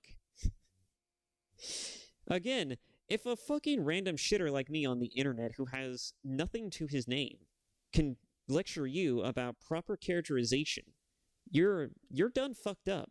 You've done fucked up. In fact, Amazon put me in charge of writing your Warhammer 40K, your fucking Lord of the Rings stories, and I guarantee you that even if if I don't like, I don't typically read myself, but if I was given the task to do those things, I would at least attempt to do them and do them a little better than probably your entire staff that you have on board doing this shit. I mean, it's like, I'm not even joking. How do you fuck these things up? I mean, I'm not even going to use those as an example. Let's look at Star Wars: The Acolyte, for example, because I'm actually a Star Wars nerd, and I have actually knowledge about Star Wars. How is it that you're going to add Ki-Adi-Mundi into the story, and you're not going to bother actually, solving the potential crux and issue of having Ki-Adi-Mundi in here might actually make the Sith coming back that he talks about, is not something that's happened for thousands of years type of spiel kind of seem redundant, right? How do you get that? How do you fuck that up? Oh, well, it's because you don't have people who understand Star Wars writing the story of the Acolyte, and you don't have someone who understands the lore and the actual franchise of Star Wars clearly on the writing staff, because you would think that you would have someone who understands these things telling you step by step, oh, you want to do this type of story? Well, we can add this thing, and it'll make that far more easier. And also, it'll be more easier because you'll have an actual template to work with. Let's say you want to write a story about a masked character who's very powerful, and you just used to be a normal everyday person, and he just suddenly grew to have force powers after putting on a mask, and he just becomes like a Sith. Or just this random all-powerful Sith who's capable of being the most terrifying thing in the universe. Well, Darth Nihilus exists, and everyone speculates that Darth Nihilus' mask can do something similar to that. So why not just make that a fucking thing, right? You literally have an entire franchise worth of you have an entire extended media and lore of Star Wars to work with, an entire library of things to pull from. You could just fucking do that, You could just do that. You could just pull from the things that already exist, and you could just write stories around that shit, right? Especially since the expanded universe isn't really canon. You could just continue to add new things while bringing back some old ones if you wanted to. I can't tell you the amount of times people have been bitching and raving about wanting Darth Revan back into the official canon of Star Wars, and consistently Disney is just we're just gonna focus on doing a bunch of other shit, right? We don't want to make money.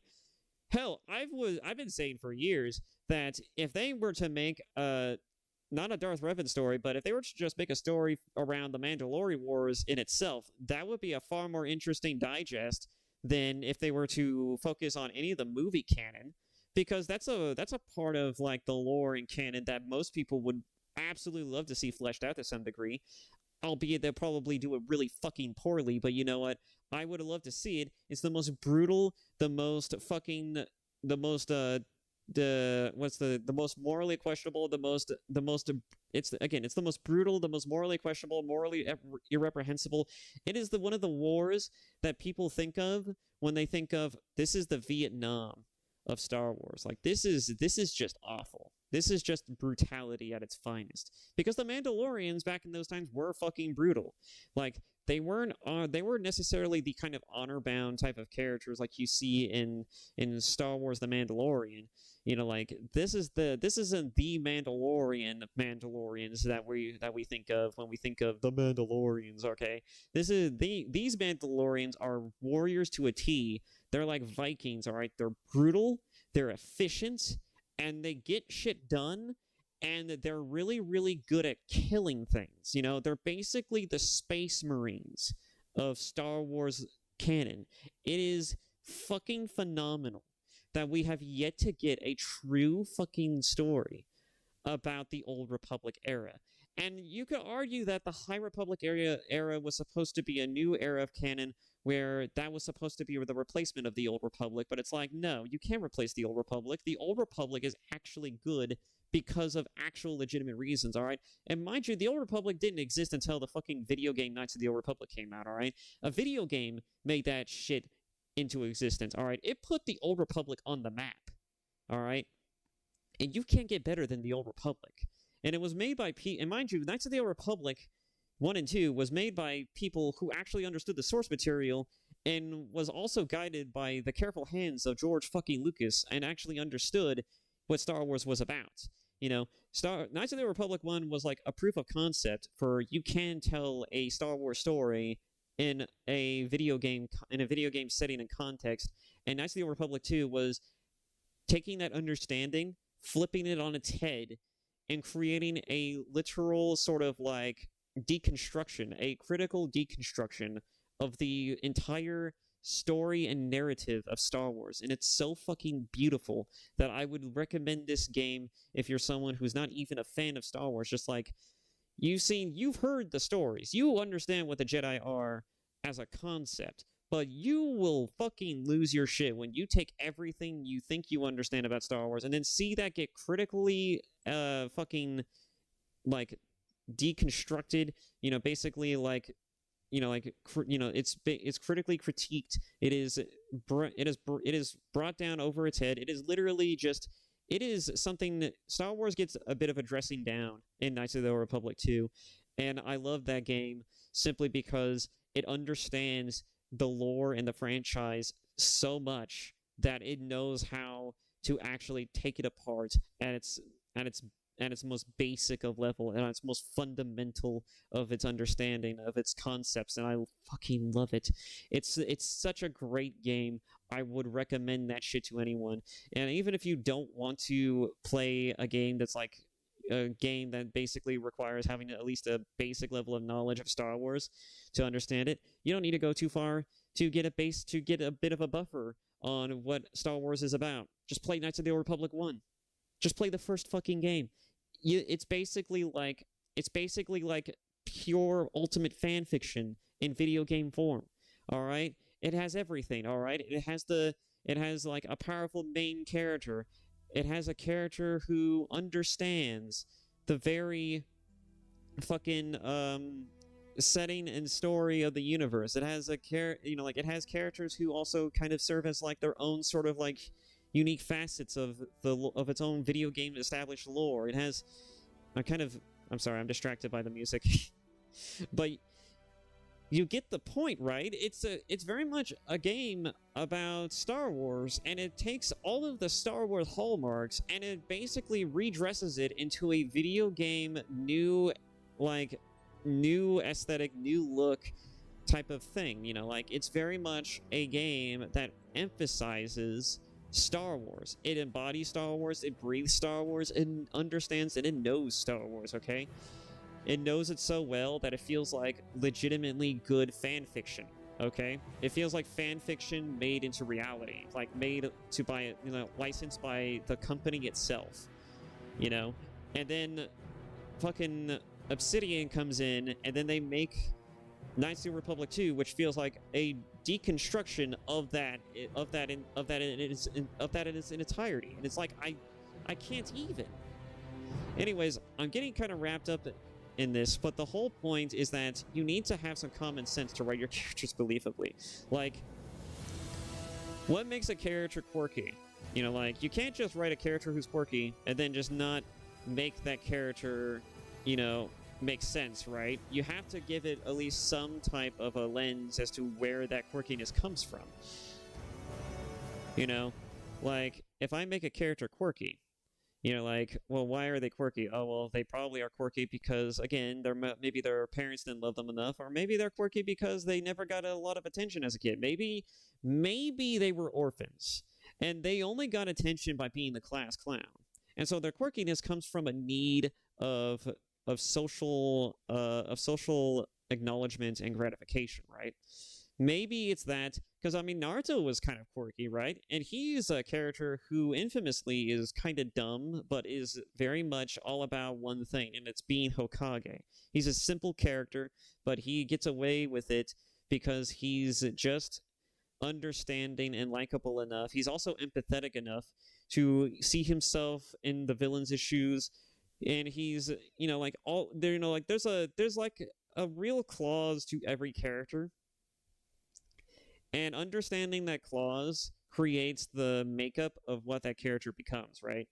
And so having even a semblance of common sense helps with that tremendously. Like, you have to understand how, what makes a person a person, right? What makes them the way they are? What makes them be defined by certain characteristics?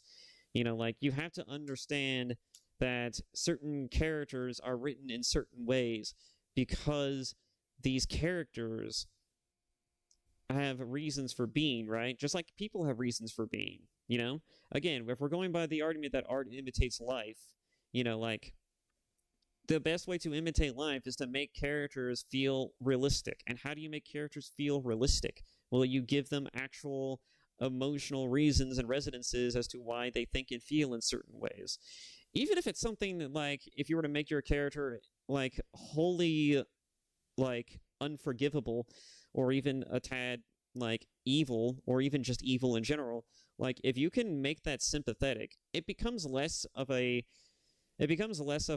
a anti-hero story or like seeing a story from like the villain's perspective to more so a story about like a tragic villain or a tragic hero potentially. Like it goes from a story about a terrible person to a terrible person who may end up doing like using those terrible things to do good things. It may even lead to characterization and even ideas and potential plot setups where they take the powers that they have, they take the vices that they use, and they channel it into something decent. Or maybe they use it just, again, to better themselves. Or maybe they attempt to do a good thing, but they ultimately still pull to their vices. Because let's be honest here, guys, if you've been media savvy like I am, if you read, if you lived and breathed all types of stories in media, one of the common things you will see is that the villain and the hero is not usually that different. The line between what makes a villain and what makes a hero is typically not always cut and dry. They're usually very similar. Villains and heroes are similar in almost every way, except in one key aspect: temptation. One of the things... Did I spell that? Oh, I didn't put the T in there. One of the things that most people get wrong with stories is that you need to have a reason for the stories to exist.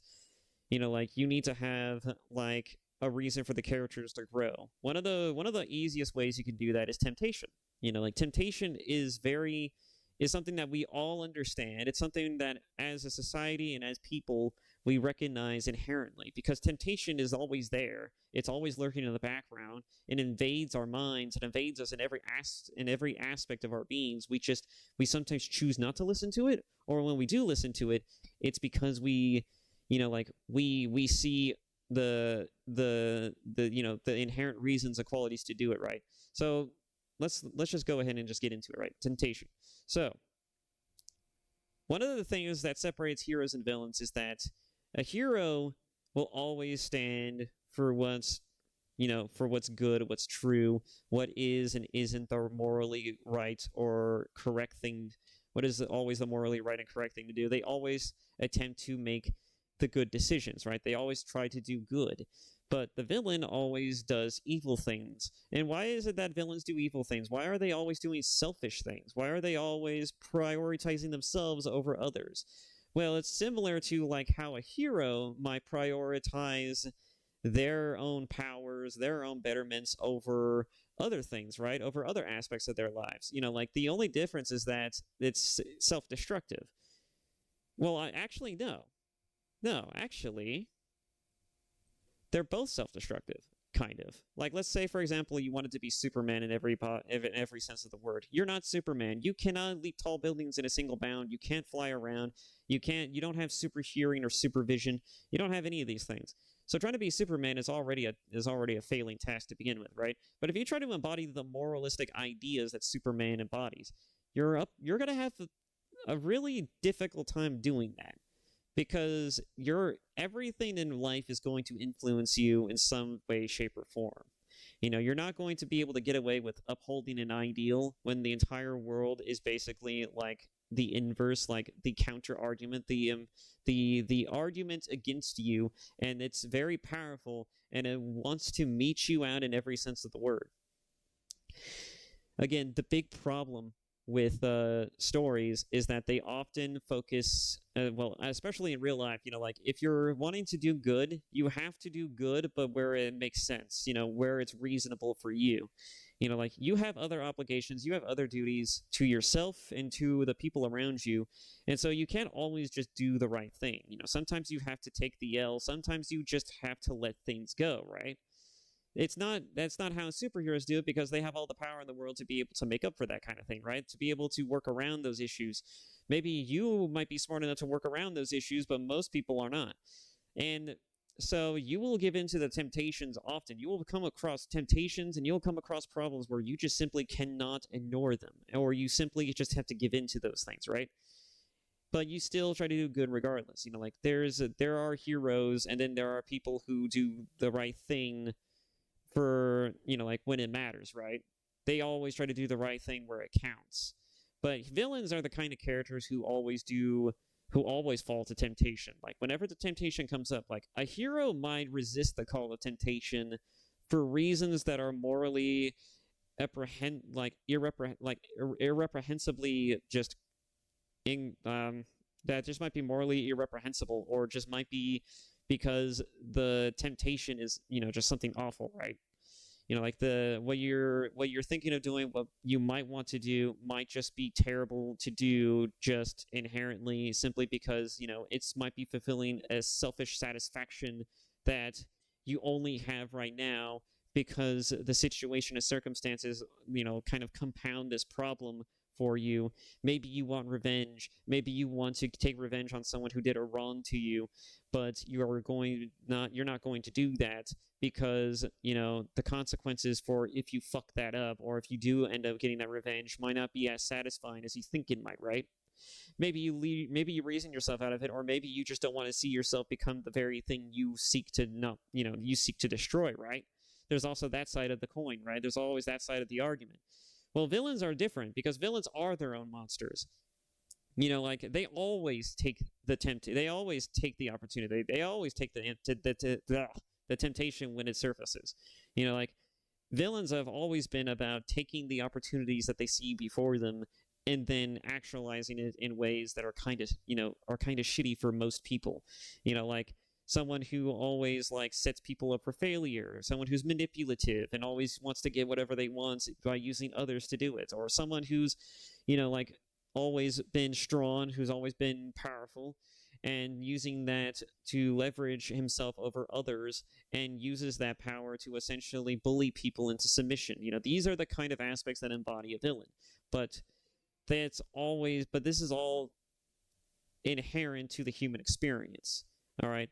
Temptation is an interesting idea for a story, and it's an interesting way to characterize people, simply because temptation is something we all face on the daily. And so temptation should be a focal point when writing a sort of like a sort of character arc for your characters, to evolve them.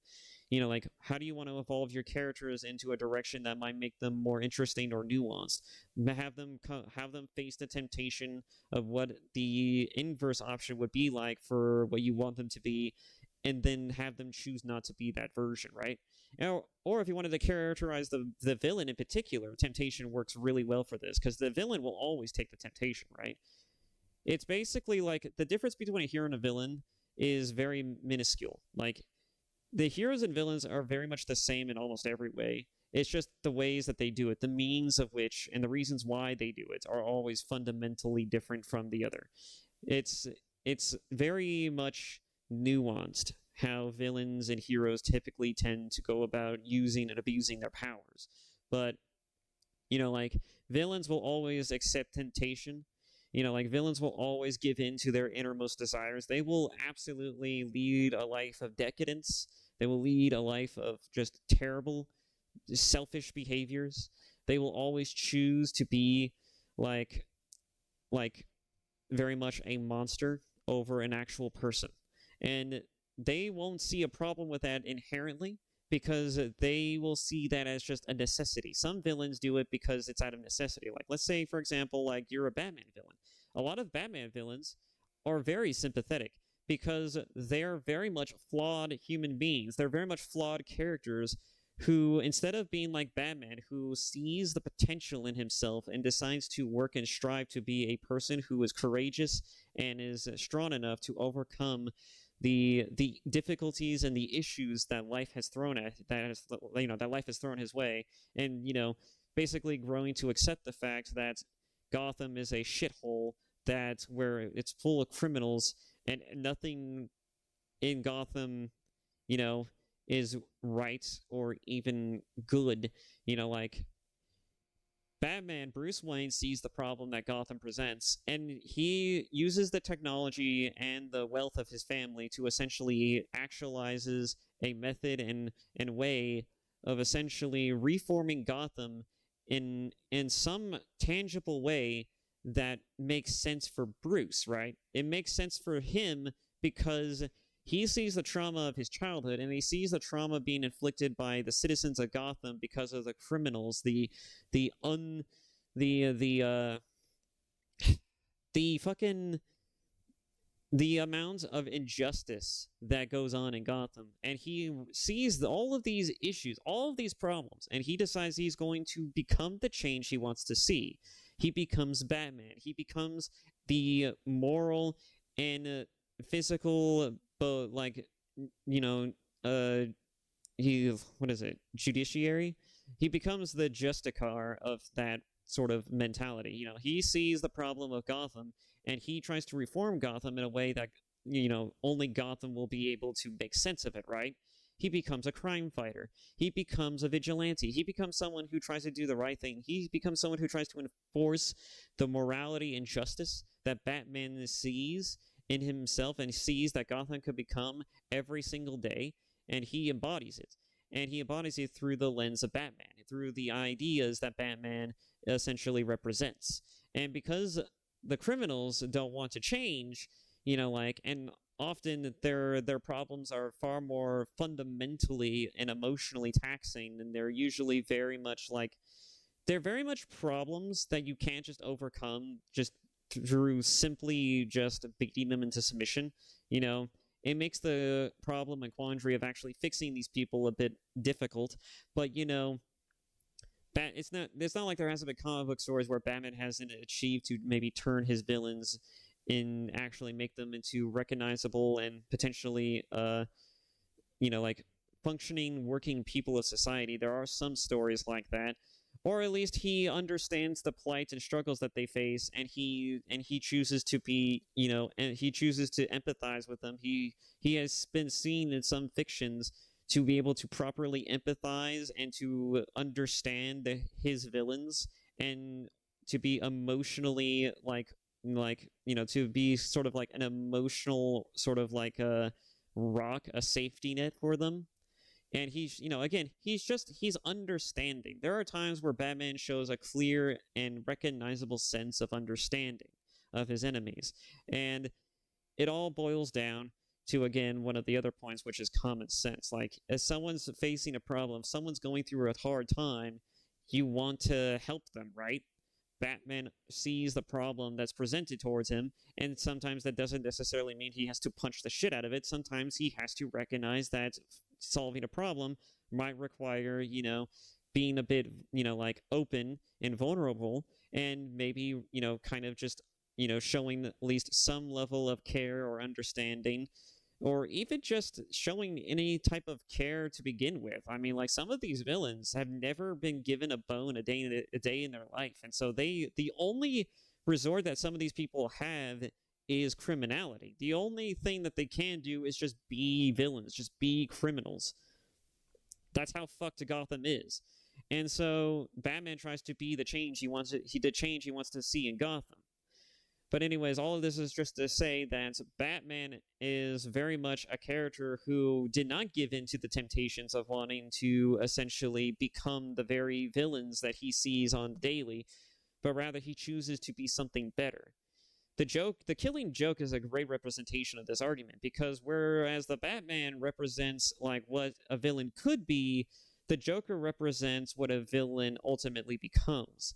And by giving into temptation, a villain will become the Joker. A villain will become the very monster they seek to destroy, they seek to overcome, they seek to tear down to every sense of the word. And that's the fundamental difference between both a hero and a villain, is that a hero chooses to be better, a villain chooses to destroy, to basically tear it all down, to make the world in the image of himself, to make himself the most important thing, to basically make the world easier for himself, to change everything for me because I'm clearly the more important, right? I've never been given a chance to cheat, a chance to choose, a chance to succeed. I'm going to create it for myself, and I'm going to destroy anything and everything in my path to do that. That's the difference between a hero and a villain, typically. All right. Let's move on from that one. So, let's see. Any other topics or talking points? Honestly, I think this is good. I think just a random thing to talk about, I think that this is fine. This right here is fine. We went on a whole just a little bit of a digression here and there, well, several times, but I just an excuse to rant and shoot the shit. This isn't too bad. And maybe I hope some of you have learned something when it comes to writing stories, or at least, at the very least, understanding how to properly write characters, at least from the lens of someone who is media savvy enough to understand what makes a good character, right? I wouldn't say that I'm the best author. I haven't even published anything, for fuck's sake, but I am someone who has consumed enough media, especially for 5 years after being locked in his house because of COVID reasons. And I can definitely tell you that one of the major issues that I see in media is a lot of these problems. A lot of these problems stem from a sheer lack of understanding of what makes a good story, what fundamentally makes a successful story. And if you look at any successful story that has ever been made, even the ones that these people become, in charge of making stories in, again, if you're going to play in someone's playground, at least fucking have a basic understanding of what that fucking thing is about. Then, at least if you do that, you're fine, right? You're fine. But most people don't have that. And if they do have that, their fucking ability to tell that story is clearly not good enough, and it's clearly flawed inherently in some measure, right? Because again, they lack one of these four key distinctions, like where to start, how to properly write a character, how to characterize somebody, how to make that character fundamentally work, common sense.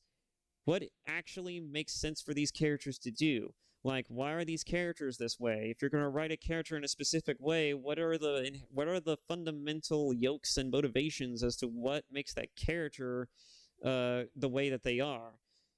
Why do they think and behave in the ways that they do? How come they choose to make this decision rather than the former? What is it that leads to, what is it that made, what is the reasons that leads characters to making certain decisions? You need to have some level of common sense to understand how characters work. And even if you don't understand how a character you are writing would make certain decisions, or fundamentally choose to make certain decisions, as long as you make it believable enough, as long as you write the character under a specific logic and lens to work, a frame to work from, you can make that work anyways. All right, they don't have to make sense. You can write a character stupidly, and as long as the stupidity is at least somewhat recognizable and is kind of believable, you can get away with that. All right, you can even make a mentally deranged person seem logical, as long as the points that the reasons why they're doing it is under a lens of oh, well, it's, I'm just doing whatever the fuck I want to do, right? I don't know, again, understanding your characters is another big point of what leads to good character writing. Is what leads to good characters. Good characterization is important, and one of the ways you can do that is common sense, having an understanding of the things you are talking about, understanding of the things you are rationalizing, you are considering, things you are putting into your story. And then there's temptation. temptation is a great idea for if you just need like a simple template to work from. Like if you just need a simple template to work from, like what's the biggest temptation you can give to your character? What's the biggest struggle you think your character might face? How do you make them overcome it? Marvel Comics, every superhero comic is basically a story about like, oh, overcoming temptations, right? I could choose to be the worst person imaginable, or I could choose to be better, right? Superheroes always choose to be better because that's what they are. That's who they are, and that's because they understand what the alternative would be, and they just don't like it. Villains see the temptations, and they always take the temptations. That's why Batman villains are always so relatable to an extent, because they're so sympathetic. They're so recognizably sympathetic. And it's one of the reasons why you see, like, in some certain, like, in some sort of media, like podcasts and articles, like you'll see the actual writers and authors of these comic books and these stories always talk about, like, I find myself relating to the villain characters more, especially for Batman, because like they have a core wound and a problem that is recognizable and something that they themselves can actually see themselves in. It's like, well, yeah, but that doesn't mean that they're good characters either. I mean, just because they have problems that are recognizable, that doesn't make them a good character. All right? That doesn't even make them like and then like necessarily a sympathetic one either. Just because you can identify the problem, that doesn't mean that that person should be put on a pedestal and should be used as like a symbol of like female empowerment, like Harley Quinn or some other characters in other forms of fictional media. Like a bad example would be, at least in the modern day talking points of today, would be like Andrew Tate. A lot of people give Andrew Tate shit because Andrew Tate is like a terrible human being who talks about like all these terrible, I don't really go into the whole like fucking the MGTOW thing, among other things. Like, I don't talk about like the man movements of like that we're seeing today, but you can recognize that Andrew Tate exists for a very specific reason. He exists because there's been enough media, there's been enough shit talking points out there of people, specifically also women, that just fundamentally despise and hate men, right? You see a lot of this media get propagated. You see a lot of like man bashing, men being criticized for being men, for doing manly things. And, they get they get criticized and they get hated for it. Well, fucking don't be fucking surprised if there's a guy who represents the literal physical embodiment of all of those problems, and he's telling these people, hey, it's fine to be this way. It's okay to be a man. It's okay to be your own self-actualized or fully realized person. And it might be the most toxic thing under the sun, but it's fine, all right? Because you're a man. Your ancestors, your father, and your father's fathers have helped build the society you live in now. The world, nothing gets shit done because you're not here to do the shit that needs doing, right? I mean, who's gonna do it? You're gonna trust the women to do it? Like these are the fucking unreasonable arguments, and it's stupid. It's ridiculous, certainly. But again, this is all to highlight the main specific crux of the issue, all right? Women have consistently been bashing on men for years, and now they created a monster of their own design. It's the same thing with villains and heroes.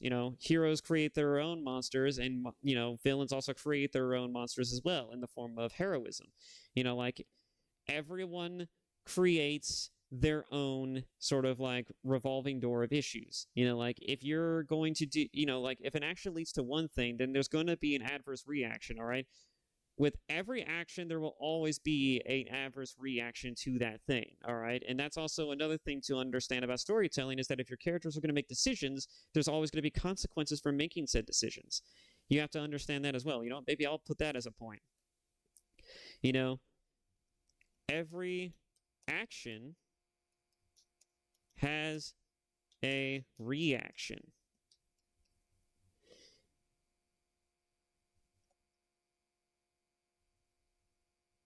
So yes, maybe I don't need to capitalize it, but you understand exactly what I'm saying, right? The fundamental problem with storytelling, with modern media, with all of the problems we're seeing today, is a fundamental lack of understanding of a lot of of a lot of things and a lot of issues, and it's kind of easy to get lost in the sauce of these things because nobody has common sense. Nobody has this one thing that makes everything work, makes every one of these points make sense, right? Common sense is important. You need to understand things to be able to do the things, right? If you're going to solve a problem, you need to understand and logic out how to reasonably solve that problem. All right? You can't just go into everything emotionally and just expect things to work out by, just bulldozing through every problem. You have to actually logic these things out. You have to understand what the fundamental core issue is here. And if you can't do that, then you're liable to setting yourself up for failure. And a lot of people do. And, we live in a day and age where people tend to fail up in this world, but, that's only because they actually know people who allow them to do that.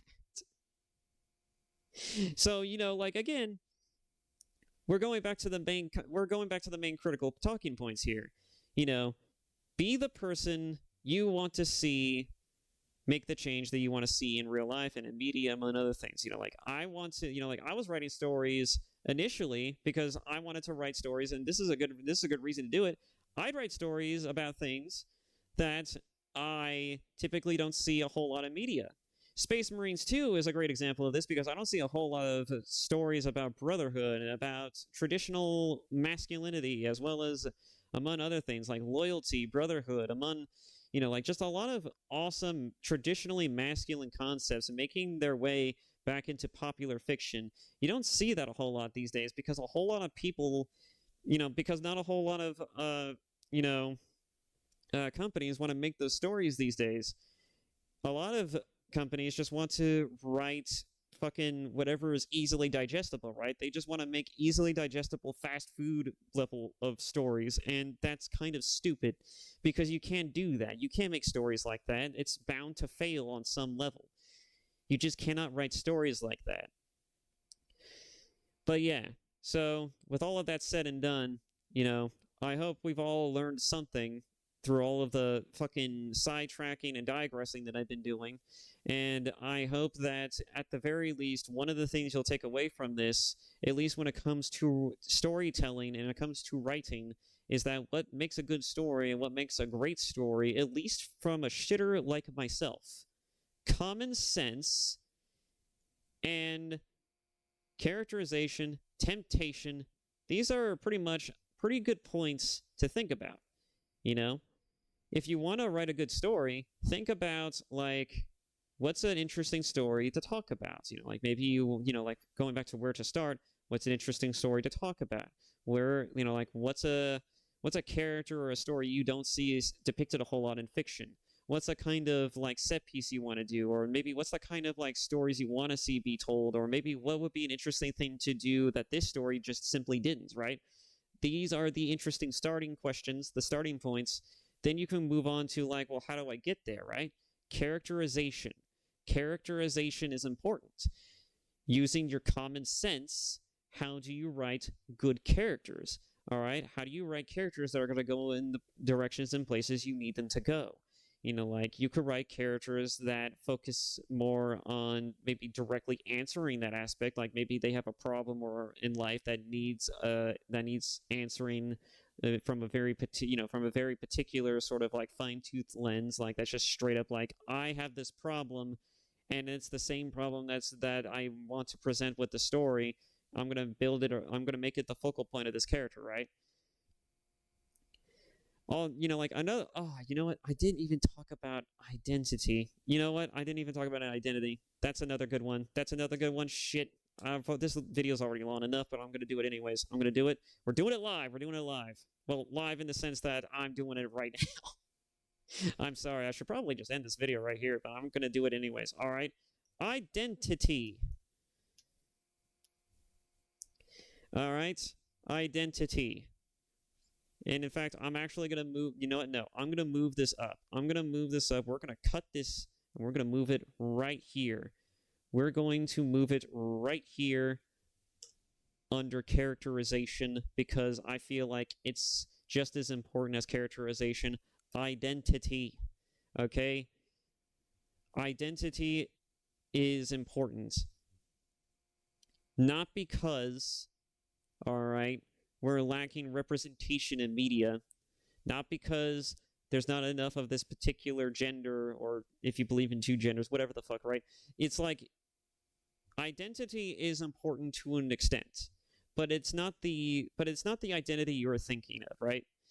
It's not the identity you're thinking of. If your identity is that, oh well, my character is an African American, and so I'm going to write this character with a lot of African Americanisms. Well, now he's less of a character and he's more of a caricature. Okay, we're going back to the problem at hand again. We're going back to the problem at hand. You are making a caricature rather than a actual character. All right, you want to write a good character? And I should have done this from when I was talking about characterization. In fact, I thought about it at one point, but I didn't actually do it. Okay, so characterization and identity. When it comes to formulating your character, and you're going to make them a particular ethnicity or whatnot, if you want to make them a particular ethnicity, I would argue that you write the character first, and then you think about this shit later. Okay, but if you're going to write a character with a specific type of identity, all right, not like, don't make it about race or gender. Don't make it about any of this shit, all right? Make the identity of your character be the core of the problem that you are seeing, that you want to address, right? You make their identity be the story, the thing that you want them to be the thing that they rise to meet, right? You want them to be the hero that inevitably challenges the villain, right? That challenges the problem and overcomes it, right? You want their identity to be the answer to your story. All right? Superhero is the answer to the infallible nature of humanity. Batman is the answer to the inhumanity of human beings. And Spider-Man is the answer to every fucking edgy teenager and jaded teenager who has ever been wronged a day in their life. Okay, there's the inherent identity to Spider-Man, to all of these characters, are intrinsic to the fact that they speak to and answer a specific type of problem or clause that is recognizable within society and within people in general. Okay, identity is important, but making their identity be the particular ethnic lens or gender of that narrative or story doesn't really work unless you're writing a story that basically is like taking the extremes of what you see as like racist or sexist and dialing it up to an 11 and making an entirely fictional setting or story where the only thing you see is like those problems, right? Because that's the only way that becomes digestible, right? That's the only way it becomes digestible is when you make an entire media or you make an entire story that's built around this one core issue, all right? That's how you make that shit work. That's how you make that shit entertaining. When you don't do it in a way that feels like understandable, spelled out for people, or universal, something that anyone can enjoy and anyone can see the problem and recognize the problem where, like in a very, clear and specific manner, you're going to lose them, all right? Especially if it feels preachy, all right? If you're going to write a story that feels preachy, that becomes an issue. And a lot of fiction tends to do this. A lot of fiction tends to make the main hero of their story, especially shows, movies, and all that stuff, like Captain Marvel, like I don't know, Birds of Prey. I don't know, fucking just about any story that involves like putting like the core wound of what we see in modern society, like the talking points of the movies or the shows you're consuming, that becomes a problem because nobody wants to see that. And so again, we're going back to the overall crux of the matter. Identity is not inherently important, but it becomes important because what identifies people with a with the story is how the characters choose to grow and evolve from that story, from those issues, all right? And maybe they don't even evolve. Maybe they devolve. Maybe it's a story about how, like, a cautionary tale about how fucking terrible things done to people tends to make people into even worse people, even more terrifying of individuals than the base problem, right? We have stories like this. The Joker was a phenomenal sensation for a time, And the fucking media was having a goddamn meltdown because they thought it was going to radicalize people into being just the most insufferably terroristic individuals on the face of the earth. They had the same level of meltdown towards the Joker movie that fucking Christians and fucking like people who are not video game fans had with the existence of Pokemon and video games. Okay, it's the same concept. All right, it's the same problem, just from a different lens. All right. Fucking does it? Has anyone seen the fucking Christian, that one video of like that one pastor who basically talks about how Pokemon is like summoning the is like an exercise in summoning devils, and it's using the weird chakras to basically summon demons and channeling essences and all this other shit. It's like, what the fuck are you talking about? That was the funniest thing that ever came out of that. But the point is, like, again, we're going back to the main problem here. Like, you can write stories in very unique and different ways, but you don't want to. But if you want to make a specific identity to your story, if you want to give your story a specific identity, you don't want that identity to be like a political talking point, especially in a franchise or lens that it just doesn't make sense, or it feels like you're talking too much about a very hot button issue, like a very like how do I put this? Don't make modern problems into your fucking don't write modern problems into your fucking story if people don't want to see that, especially if they feel like they're just being lectured. Like, again, if you're going to lecture people, do that somewhere else. Do that in places where they don't, where it's not their entertainment, where they just want to unwind after like a long shift, maybe an 8 to 9 hour, maybe 12-hour shift working at McDonald's. They don't want to come home and immediately see this shit. Okay, they want to see a good story about, like, characters doing either good or bad things, maybe unwind, maybe see some type of interesting sort of like moral quandary or an example being presented within a fictional setting, right? And if you're going to write a story about, moral problems and, hot button issues, you can take those problems, you can take those issues, and you can just actualize it into a way to where like it becomes the fundamental the fundamental setting and crux of your particular story, right? You can make that into a hot button issue, right? Like, for example, like if you wanted to make a story about making women, like about how like let's use this as an example, like like the fucking like let's say that women were on top of the world, right? Like let's say if women did have all of the power that they wanted, they were in positions of power that they've always aspired to have. Like we had more millionaire and billionaire CEOs than we did the male ones. Like we had more female politicians than we did anything else.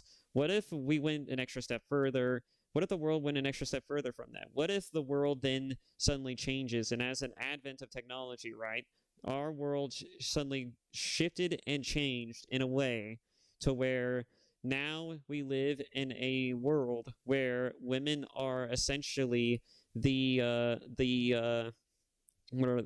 the how do I like how do you put this? Where women are essentially the they are the not the protected class, but they are the class of people. They are the people of which that society is built around, right? They are the norm. They are the commonplace. They are the kind of people who you basically like who basically who are the only people who are allowed to function, right? They're basically white people back in 1930s, right? They're basically like white people back in the 1930s, and men have become the African Americans of a 1930 like city.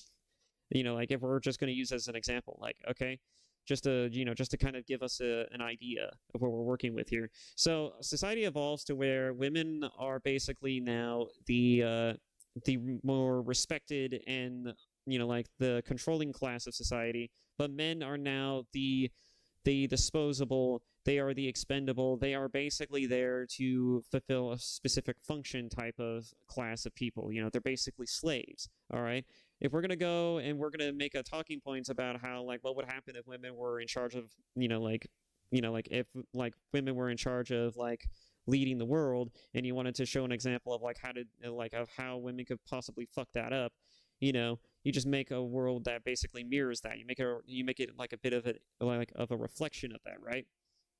And so women are at the top of the world, and so what's the biggest problem that women would face is that, oh well, they don't, like, what's the biggest problem you see happening as just a result of women being in control of the entire world, right? Well, women are typically the most chatty, they are the most gossipy, they are also typically the most social of of the social animal that is humanity. So naturally, they're going to create a society that hyperfixates on that, right? They're going to have social hierarchies. They're going to have like clans, or they're going to have groups that like focus on very specific things, or maybe they're going to be like they're going to create groups that basically fulfills maybe a kind of a particular political function, but they're mostly going to be groups that exist to do their own thing, right?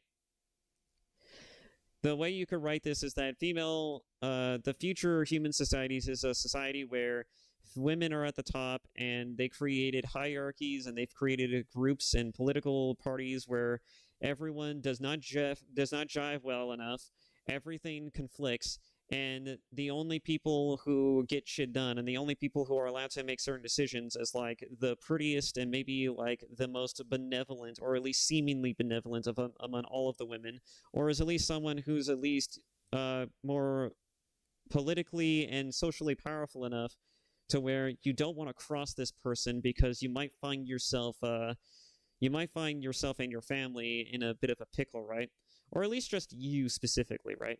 You might find yourself kind of like out in the streets or something like that. So moving on, like you could write a story like that, and you could write a story about how essentially like where this could all fumble and fall apart is that because women focus more on like promoting their own social norms and their own social and societal issues and hang-ups than actually actually like making progress, actually progressing society and evolving industries and all these other factors, like, or maybe even like making any just making new shit, or just building upon already pre-existing ones.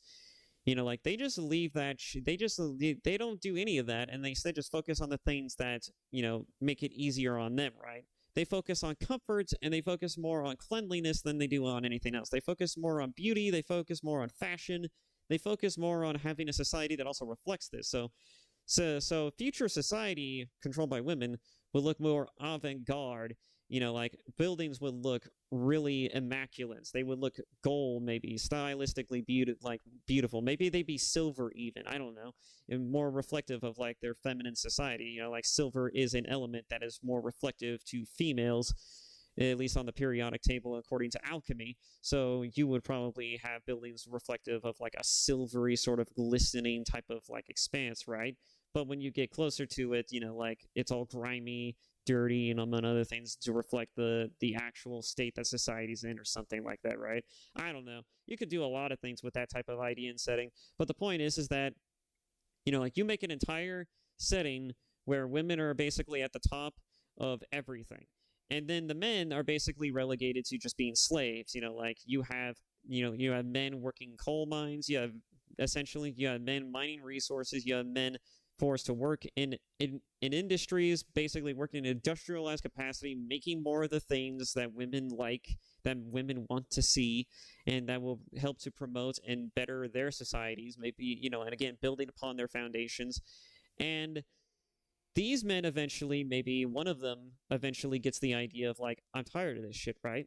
They want to rebel. So they do. And he basically creates a small cabal that then grows from like taking other dudes who are basically feeling disenfranchised, well, not disenfranchised, but basically are tired of feeling like slaves as well. And they orchestrate a bit of a coup, right?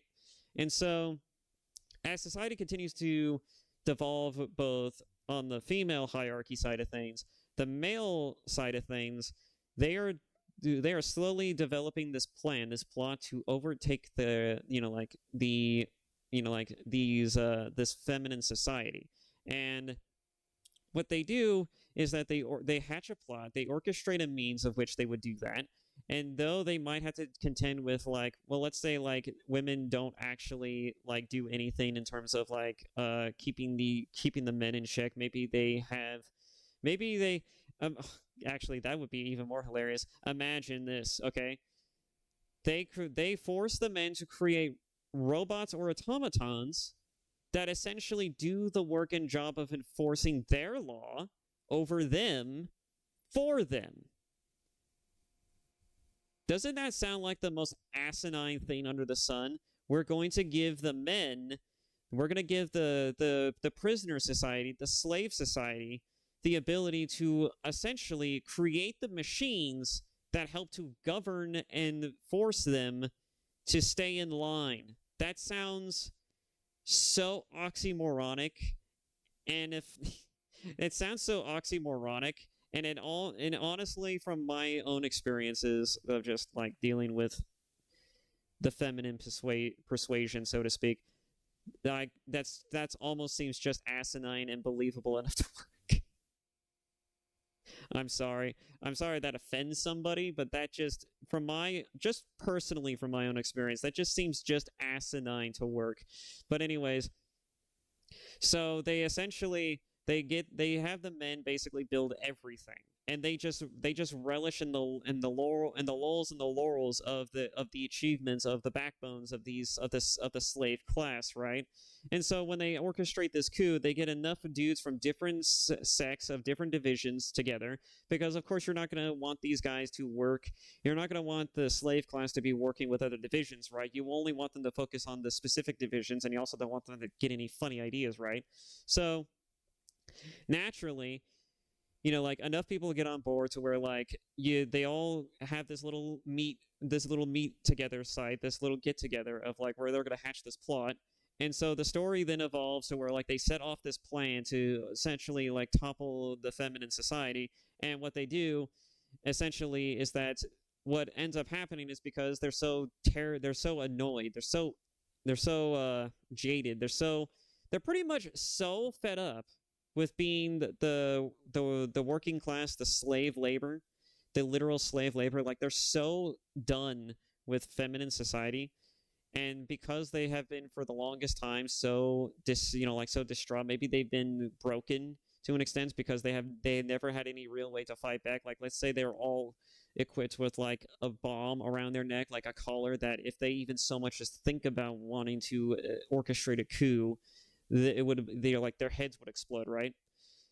Then like imagine if someone found a way to nullify those, and imagine if suddenly they see the light at the end of the tunnel. They see the potential, they see the possibility of a change for themselves, and they get so radicalized by the possibility that they take every avenue possible to just not only overthrow the women, but they also take every avenue possible to get the most satisfactory level of just the most base level of revenge possible. All right, we're talking really fucking fucked up shit.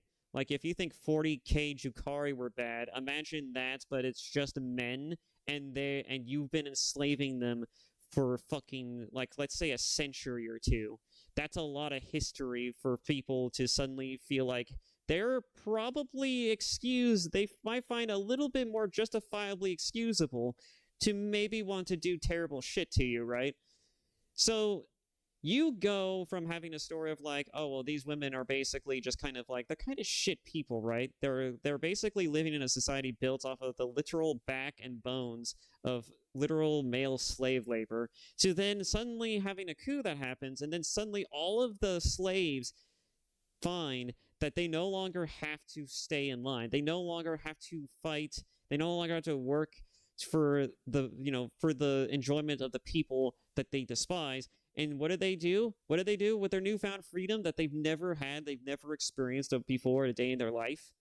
They just become so unapologetically asinine levels of just, I'm going to do whatever the fuck I want to do, and you are going to be on the receiving end of that shit. And so they just become they essentially turn into the most vile, disgusting, horrible monsters of their own design, and it's totally of their own design. By the way, it's entirely built off of the out of the backbone and labor of their own hubris, and so they will be incentivized essentially to then suddenly be like, if I could do whatever the fuck I want, I'm just going to do anything I want. I'm just going to do whatever the hell I want. I'm going to kill you. I'm going to maybe kill your daughters. I'm going to maybe kill like the pet males that you have, because women like femboys. Maybe women also have pet femboys at the like in their homes. Like maybe they don't necessarily, like maybe they are like legitimate like members of their household. Maybe they are treated better than most of the male slaves, but typically they're there for like, they're kind of like there as a trophy. They're just there because they're pretty enough to be there, right? They're the Justin Biebers, they're the Justin Biebers, they are the Jonas Brothers, they are the pretty boys, they are the femboys, they are the men of the world who basically get away with being able to live comfortably and being kind of demeaned to kind of like a household pet or a trophy wife, essentially, specifically because they're good looking enough, which is no different than how men used to look at women sort of back in the day. But at least they had, like they had the freedom and utility to do the things that were afforded and allowed to them, right? Men don't have that kind of don't have that same sort of freedom in this type of society, right? Because again, we're going with extremes, like. And so men become equally just as extreme when they suddenly have this newfound freedom, and then they just become like literally the Chikari from 40K. They just literally become like the worst fucking people under the face of the earth. They just become the most disgusting faction you could possibly imagine. They topple like the feminine government and the feminine society, and they supplant it with their own. It's like a return to Genghis Khan levels of like just like debauchery, fucking murder, and among other things, right? It's I don't know. I actually don't know the whole history with Genghis Khan. I just know that he's had his way with enough women to where like most of China and most of Chinese people of like have like some bloodline relation to the guy. So yeah, case in point, like it's you could certainly write a story about that. That's actually probably, what, someone could steal that. Actually, that's actually a really good idea. I would love to see that as an actual story. I would watch that shit. That would be an interesting little bit of a watch if they turned that into a show. But anyways, yeah, I went on a rabbit hole with this one, but basically, don't make the identity of your story like a topical issue. Don't make it a modern issue. Don't make it, and if you are going to make it one, if you're going to try and do that, at least make the setting of it, make the fiction of it like the most ridiculous sort of extreme version of that idea, and then make it satirical, make it a exploration, a bit of a just basically just taking that idea and just going to extremes with it and just seeing where it goes, right? Because some people like to, they like to look at and also digest extremes on a little bit. Again, like you stare into the abyss, the abyss tends to stare back. Like people like staring at a hole, a dark hole, for literally no other reason other than just because they can, because they will. It's the same concept. Like women often love watching serial killer like things and dramas on TV, murder mystery type stuff, and like no one really asks why. Nobody really comments on why they do that. They just do it, and like. And so, like, again, this is just another, this could be like another layer of that. This could be another fascination exploration of like, well, why did this society collapse? Why would a society predicated on feminine attention, about women being at the top, about women being in positions of power, why would it fundamentally fail? How would it fundamentally fail? Well, here's the step-by-step process of how that might happen, right? And how men might actually be the biggest reason why that fumbles, and also become simultaneously the most, like disturbing fucking creatures on the planet, and also become, not just as a direct fact that they are disturbed, but also just by the direct fact that they're just, you know, you enslave people, you do terrible shit to people. They're gonna remember that just inherently. They're just gonna remember that, and then when they suddenly get the freedom to do whatever they want, guess what's gonna happen? This should be, this is a simple science. Like you do terrible things to people, it's all gonna come back and bite you in the ass at some point, right? It's the same thing with this type of story. Like maybe you can weave an interesting story in there where someone, maybe the person leading this coup, didn't actually want it to go in the direction that it did go, right? But again, like you could try to write a story about it being the worst possible direction that it could possibly go, right? But you could also potentially weave a narrative or story in there where there was the potential of it going better, potentially being different, but the pieces just simply didn't fall into place, and people were just too annoyed. They were just too jaded. They were just too radicalized. They were just, again, they fell to the temptation. Okay, we're going back to the bullet points here. They fell to the temptation of what they could do, of what they can do, overtake the things of what they should do, right? And so again, they allowed themselves to fall into the temptations of wanting to do around a similar level of injustice, on a similar level of just actually absolute, just terrible nonsense, just taking all of the bad things that has happened to them and just channel it into just this one aspect of. Okay, you get the point. All right, I've been talking in circles around this enough. You get the point. So yeah. Let's summarize the points, okay? Shall we? Let's just go ahead and just end this video and just summarize the points, because it's almost like the 3-hour mark. I don't want to make it longer than 3 hours, especially when it's just a ranting video, because I don't know how it's going to be taken, and I'm probably just, just talking to the void. I'm sure some of you have probably clicked off this by now. But anyways, let's summarize the overall points if you're all still here and still cognizant. So, storytelling 101. Like, how do you write a story? From a shitter like me, from someone who has never really published a story but has written many drafts and has consumed enough media to know, like what defines a good and not so good story. Like, how do I start? Where do I begin? Well, it's simple. You ask yourself a basic question. What story do you want to write? Where do you want to go with that story? Like, what kind of characters do you want to be the vehicle for that story? What type of setting do you want to write it in? Like, where do you want, like, ask yourself the most basic question. Like, if there is a point and there is a journey you want to tell, how do you make that possible? What type of characters do you want to use for that?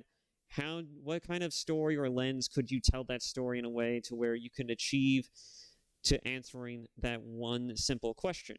All right. And then you also, in the journey to getting there, what other questions would arise that like that you would find that you would need to address and you would need to answer? All right, you need to chart this out a little bit. All right, so chart out the story, chart out how you want it to start. What's the question you want to you want to ask specifically, and how do you get there? All right, this is very much ask yourself, where do you want to start? I.e., what's the story you want to tell, and how do you what's the journey you want to what's the answer you want to write to get to there, right? What's the answer to the journey? What's the journey to the answer you want to tell, right? That's basically the sum of it, and then you can go about providing the resolution to that answer. But characterization is important. Characterization, you need to understand your characters. You need to understand, if you're going to write a fiction about characters within this fiction, they need to make sense for that story. You also need to make sure that they make sense in general. You can't just write characters that are just like, you could write characters that are surface level if you just want to tell a simple story about good versus evil, but you can't just do exactly that. Sometimes, especially when you're writing a story and it's going to be a story about characters that grow and evolve to being something a bit more than just the sum of their parts, you're going to need to ask yourself questions, and you're going to need to include some of these other key factors. Identity. such as, for an example, what is the identity of your story? All right. And that's going to revolve around, again, back at where to start. It's going to arrive to what's the answer. And if you're going to promote a question, you need to have an answer to that question. The identity of your story should be your characters evolving and growing to meet that answer. And then the story becomes that answer, right? The whole point of Star Wars is about a farm boy learning to essentially overcome all of the trials and tribulations of what it means to be a Jedi, what a Jedi means to him, and also understanding how to utilize that in a way, but in a way that's transformative. Like, because again, like the point of Star Wars is again a story about good versus evil, but it's also a story about how Luke, like rises and becomes a version of himself that essentially becomes the answer to that question. Like, how do I save the galaxy? What kind of hero do I need to become to save the galaxy? Well, the way that he found in order to save the galaxy was to redeem his father, right? He didn't just become like the weapon against the Sith. He became the physical embodiment of the antithesis to the argument, right? To the argument of what the Sith is all about. Like he embodied the very fundamental concept of what it means to be a decent person, a good person, someone who actually believes in the humanity rather than the inhumanity of his enemies, right? He believed in the humanity of his father, and as a result, his father then suddenly was given the option and the ability to then believe in himself. Again, his father, Darth Vader, did believe he was too far gone to be redeemed, but because his son saw a potential good in him, and because he chose to suffer for that, his father, Darth Vader, then right there and then realized that right there and then that if his son could believe in the potential good of himself, then he could believe in the potential good in himself as well. And he had the opportunity to do that. He had the opportunity to be a better person right there and then. While Palpatine was killing his son, he saw the opportunity to be a father, to be a better person, and he did it. Okay? Identity is intrinsic to the fundamental yoke of what you want your story to be about. All right? It's essentially the summary of your story. It's the simple word explanation of what your story is about, according to many people who will consume and digest your story. Again, Luke Skywalker was a farm boy who became a Jedi, was trained by Jedi masters, and then he ultimately fought his father, faced Palpatine, redeemed his father in the end, and Anakin basically killed Palpatine as was foretold in a prophecy somewhere. Again, this is the core makeup and identity of your story. You want this to be the focal point of that idea, not the identity of your characters, but you want the identity to be your story. Moving on, before I get lost in the sauce, common sense. You need to be able to exercise at least a somewhat reasonable level of logic to be able to thought out and to be able to understand, critically examine, and scrutinize your work. You need to be able to understand whether or not your ability to write that story is good enough, and if not, where can you go? What can you pull from to better, more accurately tell this story, right? I often find myself looking at plenty of examples, both online and offline, on how to better write a specific kind of character. And one of the things that I always arrive to is that, well, if you just arrive, not a whole lot of people write, characters that they themselves identify with specifically, or relate to, but they usually just pull from like a simple idea of if I just write them believably, if I give them a interesting enough backstory as to the reasons why they do it, then it becomes the core process of what makes that character the way that they are, right? And if you can just focus on that, then you're good, all right? If you can focus on just writing a core wound or a flaw to your character that makes them into the kind of character that they are, that defines who they are, then you're basically fine. You don't have to make them like one for one accurate to like if a person like this actually existed in real life, could I write, like what would this character, like necessarily be like in real life? You don't have to go that far, but you can write them believably. All right. And again, we're talking about believability. We're not talking about realistic. We're not talking about if it's like true to life. If as long as it's believable. All right. And so moving on from the common sense side of things, temptation. If you just want a simple story and if you want to evolve your characters in any tangible or meaningful way, you need them to overcome temptation. Temptation is something that everyone understands and recognizes. You don't have to necessarily write a story about characters evolving through temptation if you don't want to, but you can. It's a simple template, and it's a template that most people understand. It's especially modern people understand. It's something that we all understand, or have at least understood to some degree. Like channel the temptations you've experienced, you've seen in your daily life, and recognize how you overcame them or how you fell into them. They could make for interesting templates for what makes or breaks a character.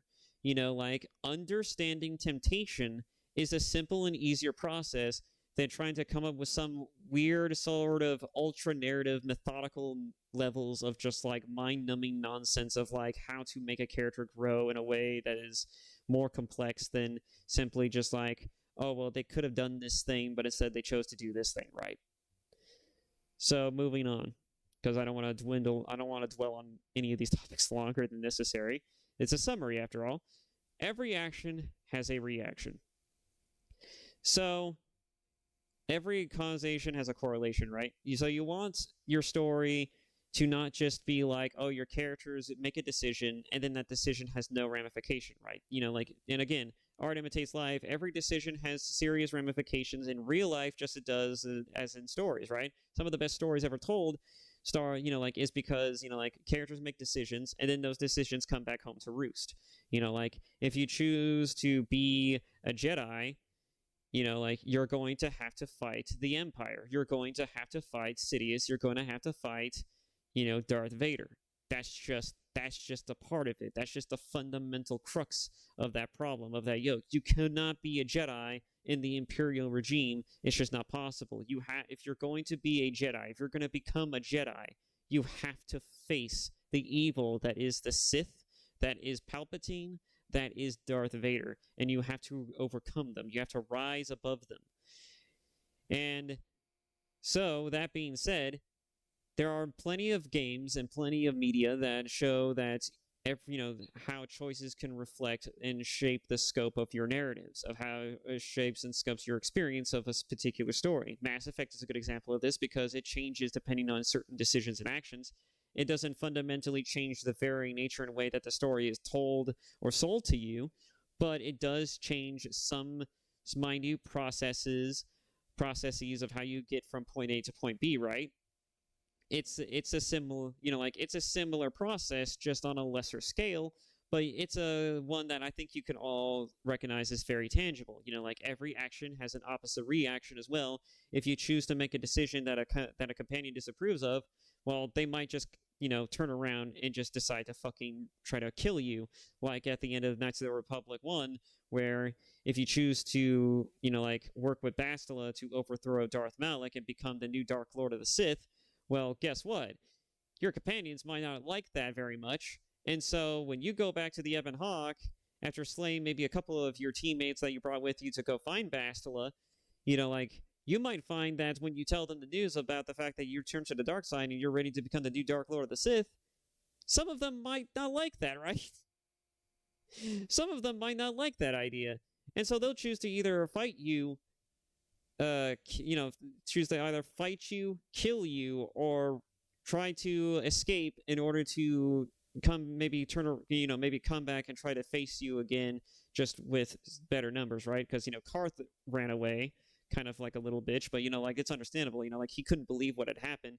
He had trusted someone again, and so he fucked off and was just like, I'm gonna come back with a bigger armada, with a bigger force, and we're gonna put an end to this right now. I trusted him, I trusted her, I trusted you, and you betrayed that trust. You betrayed me again, just like Saul did, and I cannot believe you did this. You son of a bitch. He goes, he leaves, and you better believe that if fucking BioWare was in charge of making the sequel, that would have been a plot point in the next game, right? Um, but yeah, it's a yeah. Every action has a reaction, right? Has a causation, and like you can't just make decisions. You just can't have your characters make decisions for no reason. They have to have a purpose. They have to have a actual consequence. Every action should have a consequence. Maybe online, if you're fucking terminally online, like maybe you spewing nonsense on the internet probably doesn't really correlate to having negative problems in real life or even online. But that doesn't mean that if you were to call someone a piece of shit to their face, they're not going to immediately punch you in the face. Right? If you call someone a fucking like a racist or a pedophile or something of that nature, actually, can I actually say that? Can I actually say that on YouTube? If I remember correctly, you can't actually clearly call someone a literal uh a literal diddler. So, anyways, so yeah, basically, case in point, like if you call someone a really erroneous thing, like don't be surprised that they suddenly, if you suddenly meet the consequence of that action in the form of like a fist to the face. It'll happen. You can't escape it.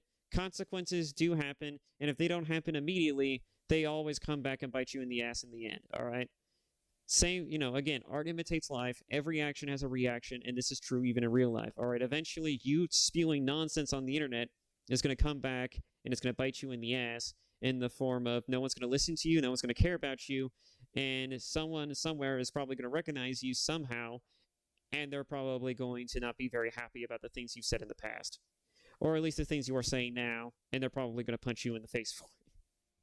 Even though if you think about it like that, you might be more incentivized to not make that tweet, to not make that stupid tweet about stupid things, right? I don't know. All right, anyways, so yeah, these are the points. Thank you all so much for watching. Oh my god, it's 3 hours. Oh my god, it's actually 3 hours. Thank you all so much for watching. I wanted this to not necessarily be like a whole 3-hour video, but it just ended up being that way, I guess. Thank you. Thank you all for watching, and have a nice rest of your day. Holy Jesus Christ.